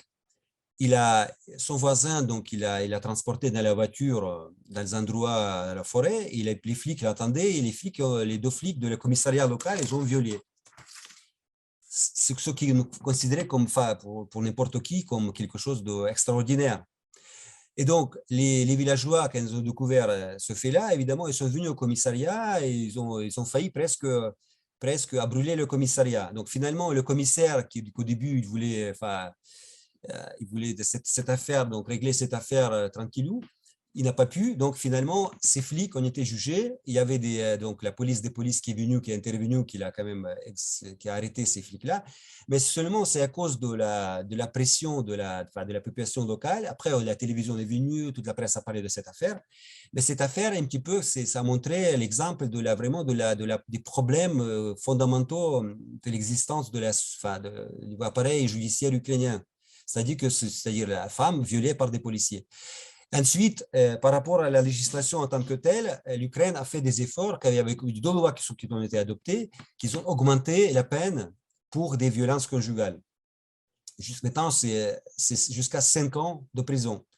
Mais le problème aussi, beaucoup de femmes ukrainiennes qui n'osent pas déposer plainte ou quand après, quand ils ont déposé plainte, sous la pression de leur mari ou de l'entourage, ils récupèrent, ils suppriment, ils ne veulent plus déposer leur plainte, ils retirent leur plainte.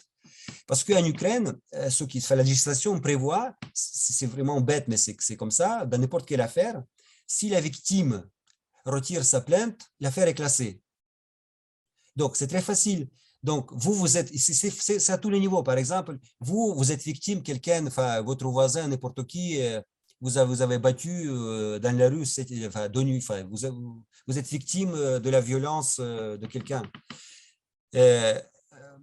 Ensuite, au lendemain, il y a le petit gamin de 20 ans qui veut s'amuser, qui a tabassé quelqu'un. Ensuite, vous déposez plainte, il y a des proches de cette personne qui viennent chez vous, ils vous donnent, je ne sais pas, $500, $1000, et vous retirez votre plainte. Donc, donc la même chose, le même fonctionnement, à peu près, ça fonctionnait aussi sur le plan de la violence conjugale, que avec cette possibilité de retirer une plainte, et évidemment avec le remboursement, ça devient beaucoup moins efficace. Moi, je travaille parfois comme interprète en France et je constate la même chose. C'est-à-dire, il y a des femmes ukrainiennes qui ne déposent pas plainte parce que c'est les voisins parce qu'il y avait le bruit, les voisins qui l'appellent, les policiers, les Français, les policiers, ils viennent, ils interpellent la personne. Et madame, il dit, moi, je ne veux pas déposer plainte, sinon, mais on lui explique que ce n'est pas comme ça en France. Si l'affaire si vous êtes battu vraiment, on ne peut pas comme ça arrêter cette affaire et retirer plainte. Et donc, mais au niveau pénal, quand même, je dis, la peine a été augmentée. Et depuis quelques années, quand même, il y a une vraie campagne de prévention et je dirais que les choses s'améliorent justement avec cette plateforme anonyme qui fonctionne depuis 2 ans. Moi, je dirais que la situation quand même est prise plus au sérieux et avec les réformations globales, avec moins de corruption, avec une justice plus efficace, plus égalitaire qui fait son travail, avec la police qui fait son travail, on pense qu'on pourra donc améliorer les choses. Plateforme qu'on peut retrouver, s'appelle DIA, n'importe quel Ukrainien va vous dire, en ukrainien c'est DIYA. C'est plateforme d'État, étatique, il faut l'accès. C'est ça, DIA comme ça, ouais. Donc, vous pouvez trouver n'importe où, donc c'est une plateforme qui est assez efficace. Et donc, la question sur la société civile ukrainienne, c'est très intéressant parce qu'en Ukraine, justement, il y a la spécificité de l'Ukraine, c'est la force des liens horizontaux. C'est-à-dire que la Russie, par exemple, c'est l'État, l'État centralisé comme la Russie, comme la France, où il y avait avec toute votre bureaucratie efficace ou pas efficace, c'est une autre chose, mais quand même avec l'État centralisé très fort. L'Ukraine, c'est l'exemple justement où il n'y avait pas d'État. S'il y avait l'administration de pays étrangers, donc les gens avaient tendance de compter que sur eux-mêmes. Et donc, déjà en 2004 ou en 2013 et aujourd'hui, l'aide à l'armée ukrainienne, il y avait un tas d'associations, des volontaires qui jusqu'à aujourd'hui, même avec la situation de l'armée, ils achètent tous les jours des drones, qu'il y a toujours des collectes d'argent pour aider les blessés, pour acheter telle ou telle chose pour l'armée, c'est surtout les proches de quelqu'un qui est dans l'armée. Mais quand même, la société, les Ukrainiens sont appauvris beaucoup, mais il y a beaucoup de liens horizontaux, beaucoup de volontariat, beaucoup d'associations qui s'entre-aident et aussi qui influencent un petit peu l'État. Donc, toutes les grandes réformes, il était donc poussé par les associations, il y a beaucoup d'associations qui battaient contre la corruption, qui ont obligé l'État à créer des organes aujourd'hui d'anticorruption pour que l'État fonctionne mieux.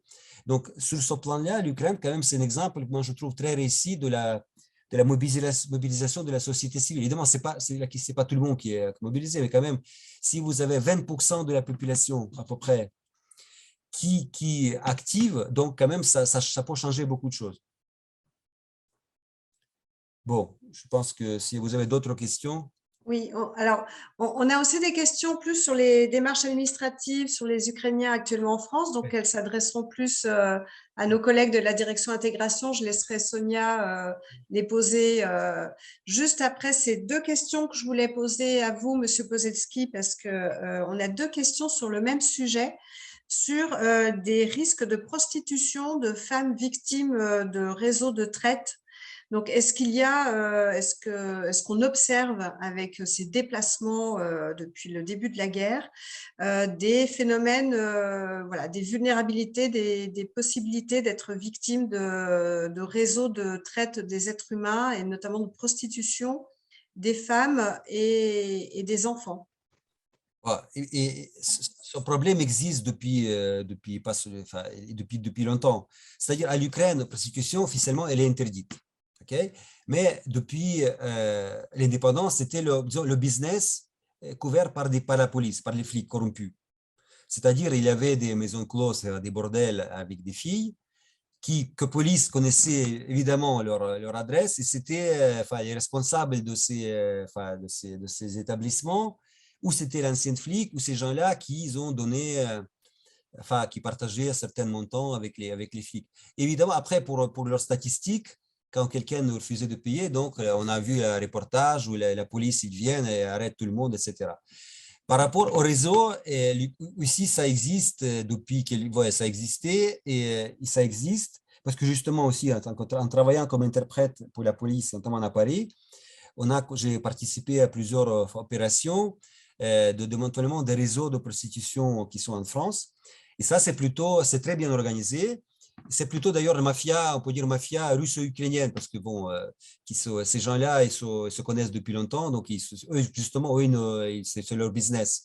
Donc c'est très bien organisé, c'est-à-dire il y a des personnes qui proposent aux filles un travail, qui font la promotion, ils disent que vous voulez venir en France, après ils font leur truc pour attirer, que tu as travaillé dans un bar. Après, il explique évidemment ce que tu vas faire. Vraiment, il explique quand même que tu vas faire ce travail-là d'escort.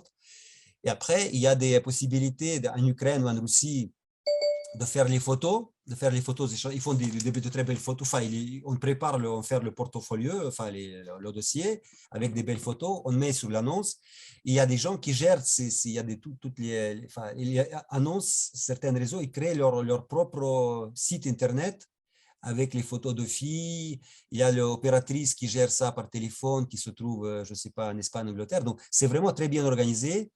Et donc, les filles viennent, on contrôle leur passage, donc on leur paye les billets, ils viennent ici, on les installe dans les appartements, ils travaillent, après, il y a après quelqu'un qui vient et qui prend la moitié de leur salaire, mais il y a celles qui sont, mais pas, je traduisais pour certaines filles, donc la plupart, ils connaissent parfaitement de ce qu'ils vont faire, et pour elles aussi, malheureusement, c'est une possibilité de gagner de l'argent. Après, peut-être ils ne savent pas que ce sera très, très dur ou ils ne s'attendent pas à ce que ce sera compliqué. Mais donc, ça existait depuis longtemps. Et donc, la police, il fait son travail. Mais bon, je pense qu'il... Et aussi, il y a des filles qui viennent, parce qu'à partir de 2017, l'Ukraine, il n'y a plus de régime de visa avec l'Union européenne. Parce qu'avant, il fallait avoir le régime de visa. Donc, visa, c'est plus compliqué parce qu'il faut, par exemple, obtenir un visa à l'ambassade de France, parfois, il y avait des refus justement pour cette raison-là, quand on voit une fille seule qui fait obtenir un visa. Après 2017, il n'y a plus de régime de visa. N'importe quel Ukrainien peut venir en France, pas n'importe pays, n'importe où à l'espace Schengen et rester 90 jours. Donc, il y a beaucoup de personnes qui profitent de cette situation, qui viennent ici avec leur passeport biométrique. Et les filles qui travaillent, disons, sans réseau. Donc, il vient et il loue un appartement BNB. Et aussi, parce que je traduisais aussi pour les filles comme ça, parce qu'il y a des mecs qui sont venus qui essayaient de leur cambrioler, prendre de l'argent, etc. Donc, ça existait. Aujourd'hui, par rapport à ce qui se passe, évidemment, il y a plus de danger. Parce que ces personnes-là se trouvent dans un environnement hostile, sans repère, mais beaucoup quand même qui sont avec les enfants. Et je ne pense pas que vraiment ce sera quelque chose qui va passer par des réseaux. Parce que c'est-à-dire la plupart des personnes qui sont arrivées, qui sont venues de façon spontanée, Donc, je pense que quand même, ils sont en France ou partout, ils sont quand même bien encadrés. Il y a toute la prévention qui était faite. Donc, si vraiment la fille elle-même, il veut faire ça, elle va faire, mais quand même, je ne pense pas qu'il y a des réseaux qui vont intervenir directement. Et les réseaux, ils travaillent par leur propre, par leur démarche normale, c'est-à-dire ils font la promotion, il y a par leur méthode habituelle. Je ne pense pas que ça va provoquer de plus de discussions à cause de parmi les personnes qui sont vulnérables. Oui, il y en a, mais bon, ouais. Juste une petite précision de ces réseaux très organisés. Est-ce qu'il y a des régions en particulier en Ukraine où le phénomène est répandu de recrutement comme ça de jeunes filles? Voilà, ça concerne toutes les régions, mais peut-être partout, ça concerne partout, parce qu'ils font la pub partout. Je ne dirais pas que c'est plus l'Est ou l'Ouest. Bon, en Ukraine, par exemple, ceux qui considéraient, enfin, quand vous parlez aux Ukrainiens, c'est plutôt les régions du Sud qui sont considérées comme les régions où il y avait plus de prostitution. C'est normal, c'est comme à Nice, je ne sais pas, plus de prostitution à Nice, comme à Odessa. Odessa, c'est l'Ibiza ukrainienne, donc il y avait beaucoup plus, enfin, les gens viennent en vacances. Donc au sud de l'Ukraine, donc il y avait plus de prostituées dans les grandes villes. À plus dans les Kiev, Kharkiv, donc Odessa, donc peut-être, comme ils sont plus organisés, peut-être il y a plus de réseaux organisés, mais les réseaux, ils sont internationaux, ils travaillent, ils font des pubs partout, donc c'est n'importe quelle fille qui peut rester dans le bled, dans le village à l'Ukraine occidentale, il peut lire cette annonce, maintenant tout le monde a son accès à l'Internet et il n'y a aucun souci. Okay. Je vois les questions qui sont posées. Si c'est à vous, c'est sur les dentistes. Sonia, il y a peut-être des questions plus pour nos collègues de l'ADI? Oui, on a certaines questions pour la direction intégration qui viennent d'arriver. Alors peut-être la première, pourquoi les personnes qui vivaient en Ukraine mais de nationalité autre que la nationalité ukrainienne ne peuvent pas bénéficier de l'autorisation provisoire de séjour, donc de la protection temporaire? Est-ce que vous avez des éléments là-dessus? Bonjour, je vais prendre le micro. Attendez. Allô? Oui, pardon, ça faisait écho avec un autre micro. Alors, sur cette question, du coup, j'ai répondu aussi à l'écrit. Du coup, en fait, il y a une directive qui énonce 4 cas pour bénéficier de la protection temporaire. Donc, la numéro 1, c'est être ressortissant ukrainien et résider en Ukraine avant le 24 février. Cas numéro 2, c'est être ressortissant ukrainien et bénéficier d'une protection internationale octroyée par les autorités ukrainiennes. Cas numéro 3, c'est les personnes n'est pas ressortissant ukrainien, mais est titulaire d'un titre de séjour permanent en cours de validité délivré par les autorités ukrainiennes et n'est pas en mesure de rentrer dans son pays d'origine de manière sûre et durable. Et le cas numéro 4, c'est la personne est membre de la famille d'une personne relevant de l'un des 4 cas précédents. Donc, membres de famille sont conjoints, enfants mineurs, célibataires et parents à charge. Donc, en fait, du coup, la préfecture, en fait, regarde après au cas par cas les cas un peu plus complexes et en fonction de ces 4 critères, va attribuer ou non une APS de 6 mois. Sinon, pour ces personnes-là, ils avaient une APS de 1 mois qui peut être renouvelable et ils ont des rendez-vous en préfecture et du coup, en fonction aussi de l'évolution de la directive ou de la tolérance, ça peut être modifié. Comme en octobre, normalement, ils vont réessayer d'évaluer le cas des étudiants étrangers qui étaient en Ukraine au moment du conflit. Parce que pour le moment, ceux-là n'avaient pas le droit à une autorisation provisoire de séjour de 6 mois, mais ça sera réévalué plus tard. D'accord, très bien. Alors, on a une autre question sur une dame qui est mère porteuse pour un couple français, mais cela pose problème dans le suivi médical car cela n'est pas autorisé en France et les médecins connaissent la situation mais ne savent pas quelle position tenir. Quelqu'un est-il confronté à cette situation? Donc, je ne sais pas si vous aurez eu des retours ou des éléments sur ce genre de questions. Moi, je sais qu'il y avait un problème en Ukraine justement avec les mères porteuses, qu'il y a certains Français qui sont venus avant la guerre et ils étaient bloqués en Ukraine à cause qu'ils ne pouvaient pas récupérer leurs enfants.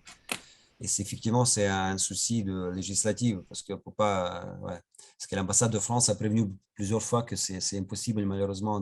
Il y a un problème de reconnaissance des enfants. Et j'ai vu aussi une question sur le dentiste. Parce que ce qui s'est passé, que effectivement les médecins ukrainiens, comme c'est une profession, ils ne peuvent pas travailler en France étant donné que l'Ukraine ne fait pas partie de l'Union européenne, donc il n'y a pas de reconnaissance automatique des diplômes. Mais il y avait une directive qui est sortie en mois de mars de cette année, justement, qui permet aux médecins ukrainiens, il faut préciser par rapport aux dentistes, de travailler en France. C'est-à-dire, il y a une procédure, il y a une circulaire qui permet, qui facilite le travail. Il y a une procédure qui a été établie, qu'il faut s'adresser aux agences régionales de la santé. Et ces agences-là, ils vous guident, par rapport aux postes vacants, qui peuvent vous proposer un travail. Moi, je connais des médecins ukrainiens qui sont venus comme ça, qui ont écrit des lettres à l'agence régionale de la santé, ils ont trouvé le job, ils travaillent, bon, ils parlent français, qu'ils travaillent dans les hôpitaux français et au bout de certains temps, de 6 mois, ils doivent confirmer leurs compétences et un examen à passer. Donc, mais ils peuvent, mais bon, après, il faut apprendre le français pour pouvoir travailler, mais c'est faisable. C'est-à-dire, il n'y a pas d'obligation automatique de reconnaissance de diplôme. Le diplôme est reconnu, mais après, il faut le valider, il faut le confirmer.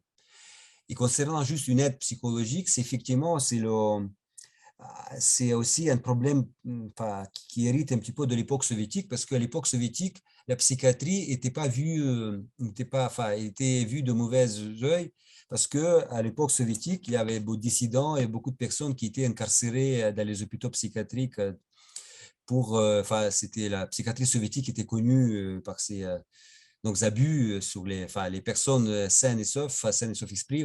Il était placé dans ces hôpitaux psychiatriques. Et aujourd'hui, donc, une aide, donc, les personnes qui s'adressent aux psychologues, ils sont quand même beaucoup, oui, il y a des préjugés, il y a beaucoup, au niveau général, il y a beaucoup de préjugés qu'il ne faut pas s'adresser aux psychiatres. C'est-à-dire les Ukrainiennes, ils ont tendance vraiment à cacher leurs problèmes. C'est dans les grandes villes, effectivement, il y a des centres, il y a une infrastructure, mais d'autre part, il y a moins d'infrastructures, c'est-à-dire des psychiatres qui travaillent en privé dans les petites villes. Donc, il y a moins de possibilités, moins de médecins, et aussi, il y a moins de demandes, c'est-à-dire les Ukrainiennes, il n'y a pas de cet réflexe automatique d'aller voir mon psy, c'est considéré, oui, comme quelque chose de mal vu.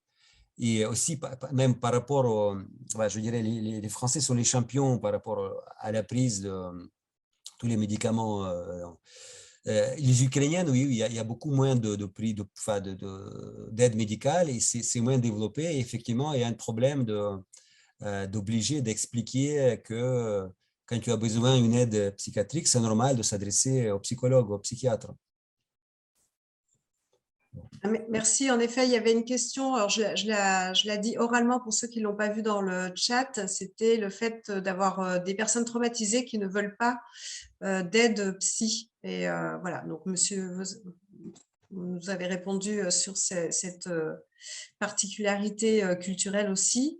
Alors, je rebondis, Juliette, sur les conditions d'obtention de l'aide, de l'autorisation provisoire de séjour. Justement, il y avait une question très précise. Est-ce que tu peux y répondre? Comment, justement, cela fonctionne pour les enfants mineurs ukrainiens dont les parents sont arméniens? Et ensuite, une autre question, peut-être plus retour d'expérience de votre part, si vous pouvez nous partager aussi votre expérience. Une personne qui nous explique nous atteignons nos limites de logement, nous nous interrogeons face aux représentations des Ukrainiens pour le logement. Nous sommes face à certaines exigences que nous n'avons pas l'habitude de rencontrer dans l'asile. Nous nous questionnons sur l'origine de leurs attentes et comment y répondre équitablement par rapport aux autres publics migrants. Alors, sur la première question, sur la famille, les parents arméniens et les enfants qui sont mineurs ukrainiens, on a eu le cas de parents étrangers dont les enfants sont ukrainiens qui sont vus avoir une autorisation provisoire de séjour de 6 mois. Donc, au début, elle avait eu une APS de 1 mois et finalement, son cas a été réétudié grâce justement au regroupement familial et du coup, c'est le petit 4 de la directive en fonction de la situation familiale. Donc, le mieux, c'est que du coup, si le rendez-vous n'a pas déjà été repris en préfecture, c'est de prendre rendez-vous en préfecture pour qu'ils étudient leur cas. Et sur la deuxième question sur le public, alors je reprends. Oui, c'est vrai que le public ukrainien est exigeant sur le logement. Après, je n'ai pas forcément d'éléments de réponse sur pourquoi il serait plus exigeant que d'autres publics migrants. Après, par quelques informations qu'ils ont pu nous demander, l'accès au logement semble quand même plus simple parce que du coup, même la propriété est plus facile parce que le coût est bien moins cher. Donc, je ne sais pas si c'est une mauvaise représentation et de l'idée qu'ils peuvent avoir en France en pensant que du coup, c'est le même coût en Ukraine qu'ici. Et puis aussi, du coup, ça restait quand même avant un système communiste. Donc, il y a aussi sur plusieurs prestations qui peuvent être gratuites, notamment l'accès aux énergies qui est quand même facilité là-bas. Donc, là-dessus, je pense que l'intervenant aura peut-être plus d'éléments de réponse que moi sur ce niveau d'exigence, peut-être. Ouais, ça dépend d'où il vient et quel est leur niveau de vie. Il y a personne, peut-être qu'ils sont habitués à avoir le niveau de vie assez élevé et qui pensent aussi, c'est aussi la perception de la France. Ils pensent qu'en France, tout est le pays, que tout est facile, que la France dispose des moyens très importants, qu'ils peuvent avoir tout de suite. Et, donc, je sais qu'il y a beaucoup de personnes qui refusent d'aller, qui pensent, il y avait beaucoup qui sont venus à Paris et qui pensaient que bon, ils seront hébergés à Paris, ce qui est quand même ce qui est très difficile. Donc après, quand ils ont proposé d'aller dans certains villages loin, qui sont éloignés de Paris, ils ne voulaient pas. Donc c'était Après, en Ukraine aussi, la question de justement, si vous parlez de l'énergie et de l'eau, par exemple, effectivement, pendant plusieurs années, ça coûtait pas cher du tout. Donc, on n'a pas d'habitude, par exemple, de prendre en considération que l'eau coûte cher. Enfin, c'est une question très simple, c'est-à-dire la douche, par exemple. Quand moi, je suis venu en France, moi, je ne prenais pas du tout de cette problématique. Je pensais que chez nous, tu prends une douche comme 5 minutes, 10 minutes, il n'y a aucun problème parce que l'eau coûtait pas cher. Donc aujourd'hui, effectivement, en Ukraine aussi, les prix augmentent, mais il y avait cette habitude aussi qui est peut-être l'habitude, on peut dire aussi pas soviétique, mais qui vient de loin, qu'on ne prend pas en compte certains éléments comme en France.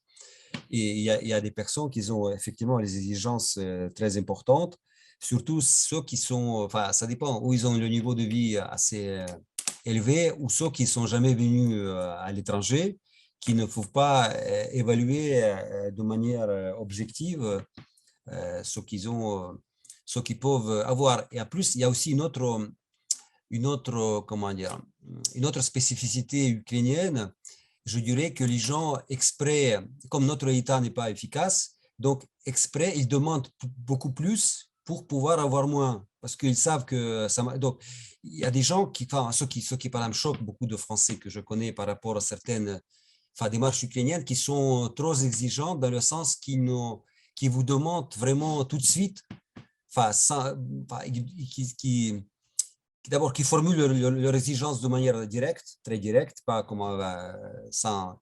Et ensuite, de manière exprès, ils augmentent leur niveau d'exigence pour pouvoir avoir, de manière, ils font ça exprès parce qu'ils pensent que plus qu'on demande, donc on va quand même pas obtenir tout, mais obtenir quelque chose.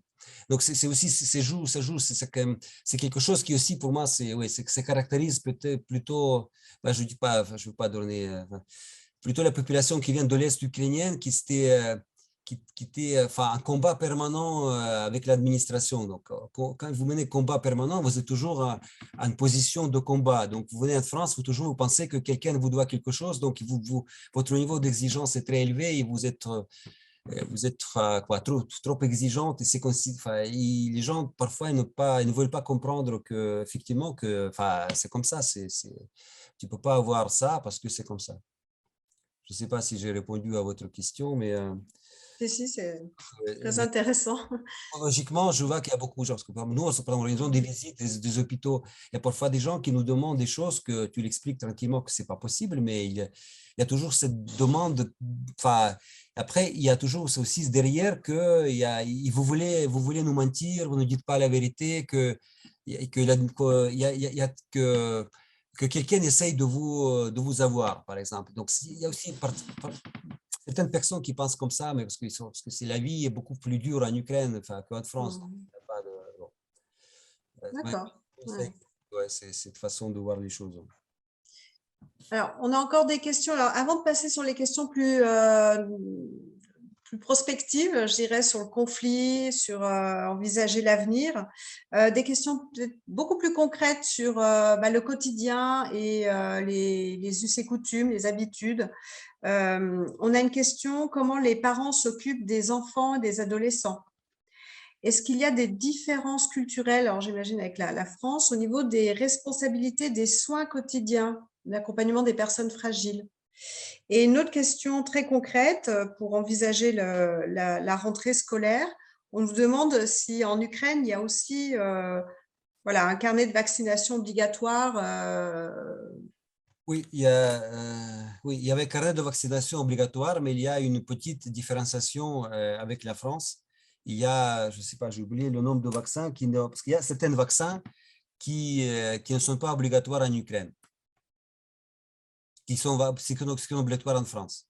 Donc, ça concerne, j'ai oublié, un ou deux vaccins qui sont, mais sinon, il y a aussi, chacun a son carnet de vaccination. Bon, évidemment, il n'est pas format comme en France, mais il doit avoir.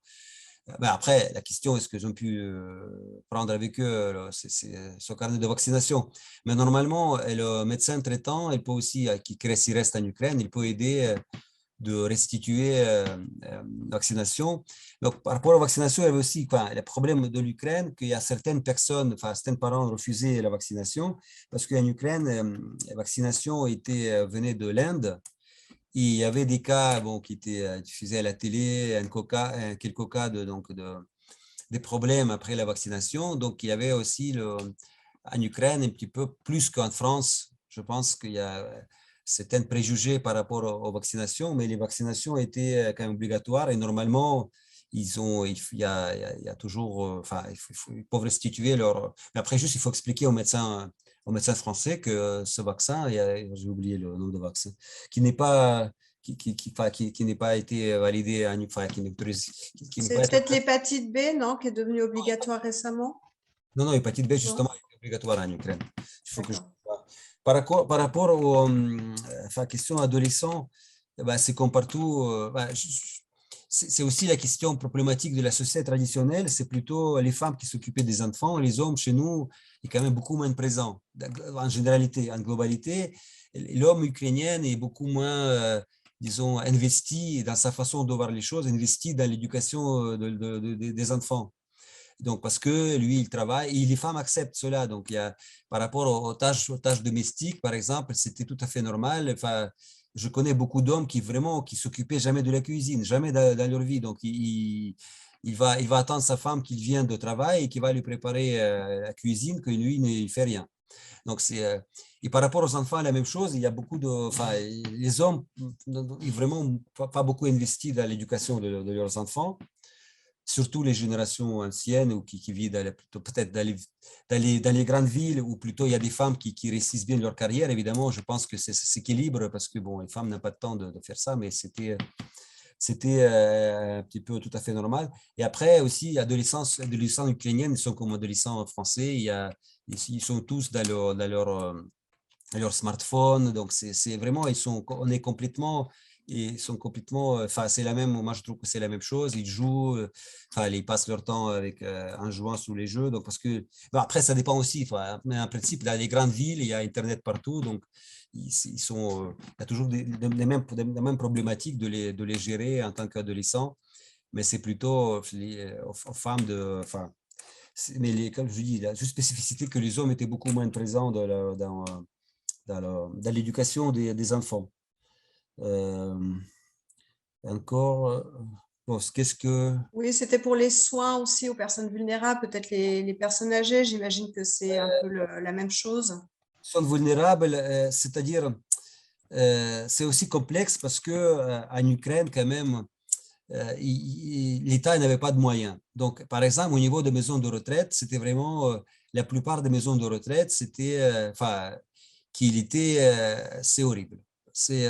Quand vous mettez les gens à la maison de retraite, c'est vraiment, vous laissez, il y avait des conditions horribles, il n'y avait pas de moyens, donc c'est déjà difficile, je pense, qu'en France, mais en Ukraine, comme il n'y avait pas de moyens, il avait donc, au niveau de tout, on manque de moyens, au niveau de la nourriture, au niveau du personnel, donc quand les gens qui ont envoyé leurs parents à la maison de retraite, c'est pour ça qu'il n'y avait pas beaucoup, parce qu'on savait bien, en Ukraine, on se débrouillait, enfin, on compte sur nous-mêmes, donc il y avait beaucoup moins de possibilités, enfin, les gens ne voulaient pas ils voulaient s'occuper de leurs parents. Après, il y avait aussi au niveau de personnes vulnérables, les enfants qui ont des problèmes, enfin, invalides. Depuis quelque temps, aussi en Ukraine, aussi c'est le système soviétique, mais depuis quelque temps, il y avait aussi des réseaux de certains établissements qui étaient créés. C'était aussi une initiative un petit peu horizontale où il y avait qui était cotisé, enfin, une société moitié privée, qui créait des conditions beaucoup meilleures pour les personnes enfin, vulnérables. Mais ça s'est développé en Ukraine, il y avait des investissements. C'est la même chose comme avec l'éducation, par exemple, en Ukraine, depuis plusieurs années, se développaient des crèches privées qui coûtaient un petit peu plus cher que crèches, enfin, qui coûtaient quelque chose, mais il y a beaucoup de gens qui avaient un peu de moyens, qui préféraient de donner des enfants à ces crèches où il y avait plus de capacités, enfin, plus de possibilités. Mais globalement, il y avait, comme étant donné que l'État avait beaucoup moins de moyens, donc c'est quand même la situation beaucoup plus difficile pour les personnes vulnérables. Ils ne pouvaient pas compter sur en France, heureusement, enfin, on ne prend pas en compte quand même. C'est l'État, on peut dire, socialisme développé, c'est-à-dire il y a beaucoup de choses qui sont que vous êtes en mesure d'assurer que ça n'est pas, malheureusement, c'est impossible dans d'autres pays. Ouais. Alors, on a des questions qui va finalement vous réunir dans les réponses, puisqu'on parle de l'avenir, voilà, comment on peut envisager une issue à ce conflit. Est-ce qu'on peut envisager une reconstruction matérielle du pays, une reconstruction humaine? Est-ce qu'on peut envisager qu'un jour, les Ukrainiens puissent retourner chez eux? Vous avez parlé des habitations qui sont détruites, des villes détruites. Et si on envisage que sur le long terme, il y a ces millions de personnes qui ne peuvent pas revenir en Ukraine, alors comment fait-on de manière… voilà, au niveau de l'intégration, de la pérennité de leur séjour peut-être en France? Est-ce qu'il y aura des titres de séjour? Est-ce qu'il va falloir passer par une démarche de demande d'asile classique? Donc voilà, on attend les deux volets, les deux réponses de chaque côté sur ces points-là. De mon point de vue, je dirais que enfin, la situation, ça dépend surtout combien le conflit va durer. Il y a des études des sociologues ukrainiennes qui disent si par exemple la guerre se termine, c'était au début, en mois de mars, si la guerre se termine enfin, jusqu'à l'été, fin de l'été, il y a 80% des Ukrainiens qui vont rentrer. Si la guerre continue déjà jusqu'à la fin de l'année, il y a la moitié peut-être qui va rester. Ensuite, oui, après, il y a déjà des moyens au niveau enfin, hier avec conférence à Lugano, donc il y a la Commission européenne qui a déjà, qui projette un grand fonds d'investissement pour la reconstruction de l'Ukraine. Vous savez qu'il y a chaque pays, il y a des pays occidentaux qui prennent bon, qui va s'occuper de certaines régions, enfin, prendre en charge un petit peu certaines régions, la France va s'occuper d'Odessa. Donc, il y a des projets d'investissement assez importants. Mais le problème, la question aussi sur le fond, combien cette guerre va durer. Et le problème que moi je pense que la guerre risque de durer assez longtemps parce que les positions des Ukrainiens et des Russes sont irréconciliables. Pour les Russes, donc, ils veulent obtenir, ils ont déjà dit plusieurs fois et répété que, bon, au début, ils voulaient changer de régime de Kiev. Après, ils ont dit qu'ils vont changer, juste récupérer la région de Donbass, de Luhansk. Aujourd'hui, il y a toujours répète qu'ils vont parvenir à leur objectif coûte que coûte. Du côté ukrainien, Zelensky a dit déjà plusieurs fois, 1000 fois, et répété que, bon, on va tenir, on ne va pas, en aucun cas, on va abandonner les territoires occupés et pour le comprendre, parce que déjà, si on parle de ce qui se passe dans les régions occupées, à Kherson par exemple, avec toutes les filtrations des gens, avec toutes les, je pourrais dire, politiques génocidaires contre les Ukrainiens, tous les massacres qui étaient faits. Donc, les positions sont irréconciliables et tout le monde pense qu'il pourra gagner cette guerre. Donc, évidemment, la guerre ne va pas durer éternellement parce que les forces vont s'épuiser. Mais dans la conjoncture actuelle, les Ukrainiens pensent qu'avec l'aide des armements occidentaux, ils peuvent renverser la tendance. Mais les Russes, ils ont encore toujours beaucoup de moyens, donc ça devient difficile. Et donc, pour la population, déjà, comme je disais, pour les gens qui sont partis, que leur maison, leur habitation est détruite, ou les grandes villes comme par exemple Odessa, Kharkiv, qui restent sous la menace d'attaques permanentes. Et il y a beaucoup de personnes que je connais qui ont décidé de s'installer d'une manière permanente, surtout ceux qui ont leur diplôme. Ceux qui parlent français, c'est clair qu'ils vont rester. Ceux qui partent par exemple en Allemagne, mais dans d'autres pays qui ont un certain niveau, surtout moi je connais beaucoup de médecins qui vont apprendre les langues locales et donc ils sont doués. Si la guerre va prolonger jusqu'à la fin de l'année, je pense que la moitié des personnes vont rester. Et donc il y a la situation. La situation reste, parce qu'il n'y a pas de moyens. Il y a le problème de logement détruit, il y a le problème aussi de trouver un travail après, parce que tout s'est effondré. Donc, et après, il y a certaines personnes qui pensent que, pour l'avenir proche, il n'y a pas d'avenir. Mais après, bon, on va voir comment ça va se dérouler, comment la situation va se dérouler. Peut-être, pour certaines personnes, c'est au contraire, ils vont quand même retrouver leur famille. Et si la guerre se termine à moyen terme, il y a beaucoup qui vont revenir. Et le dernier point, je pense aussi, c'est peut-être pas si important que ça parce que ce sera comme l'Ukraine va se rapprocher de l'Union européenne. Donc, un jour ou l'autre, on va donner au même statut aux Ukrainiens, même capacité de travailler et rester. Les gens vont bouger. C'est-à-dire, c'est déjà la mobilité entre Pologne et l'Ukraine, par exemple. Il y avait 1 million de personnes qui viennent pour les travaux saisonniers, qui rentrent. Donc, c'est comme les Polonais qui sont venus en France ou les Pays-Bas. Donc, ils viennent, ils repartent. S'il y a un travail, il reste. S'il n'y a pas de travail, il revient. Donc, ils sont entre les deux pays. Moi, je trouve qu'il y a beaucoup de personnes qui seront aussi, si tout passe bien, qui vont pas, qui seraient de rester entre les deux pays.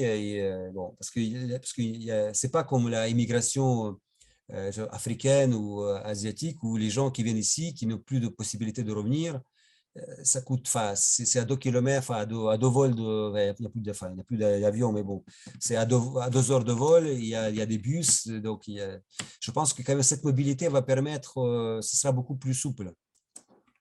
Ouais. Bon.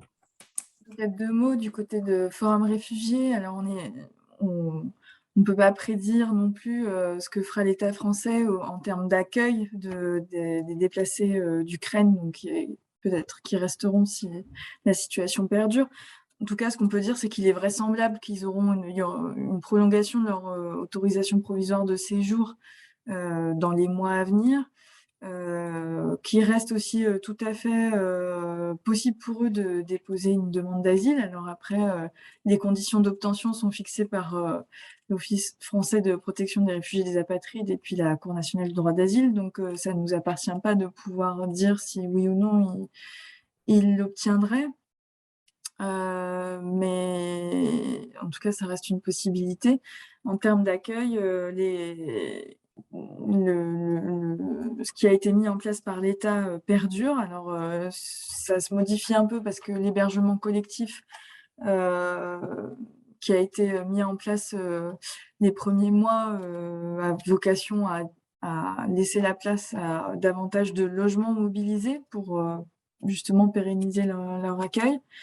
Mais voilà, autant faut-il qu'il y ait suffisamment de logements pour le nombre de personnes à accueillir et qu'ils puissent aussi être accompagnés dans ces logements, parce qu'aujourd'hui, ils n'ont pas, s'ils ne travaillent pas, ils n'ont pas les ressources suffisantes pour être locataires en titre.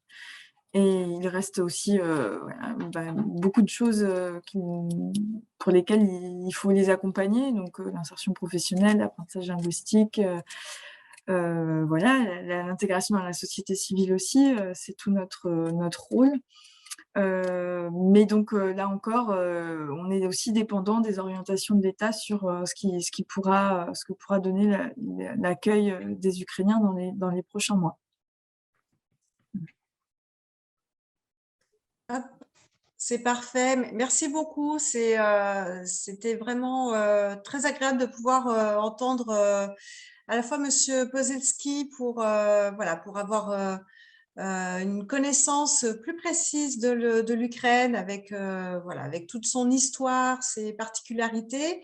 Et donc, nous vous remercions, Monsieur Poselski, pour votre présence et votre participation à cette conférence. Et nous remercions aussi nos collègues de la direction intégration, Georges Fayet et Juliette Scarano, d'avoir pu être présentes aussi pour vraiment pouvoir avoir un échange et une information complète sur l'accueil des Ukrainiens en France. Je vous remercie tous pour votre participation et vos questions. Pour les prochaines conférences partage, vous aurez les informations sur le site internet de Forum et vous pouvez vous inscrire sur la newsletter pour avoir les actualités. Donc, on organisera une prochaine conférence à la rentrée. Donc, merci et bon après-midi à tous. Au revoir. Okay, merci. Merci, au revoir. Au revoir. Merci, au revoir. Bonne journée. Désolé pour le petit problème. Je ne suis pas très fort en information. Bon. Il n'y a pas de problème, ça a été très bien. Merci, Monsieur Poselski. Au revoir, bonne journée.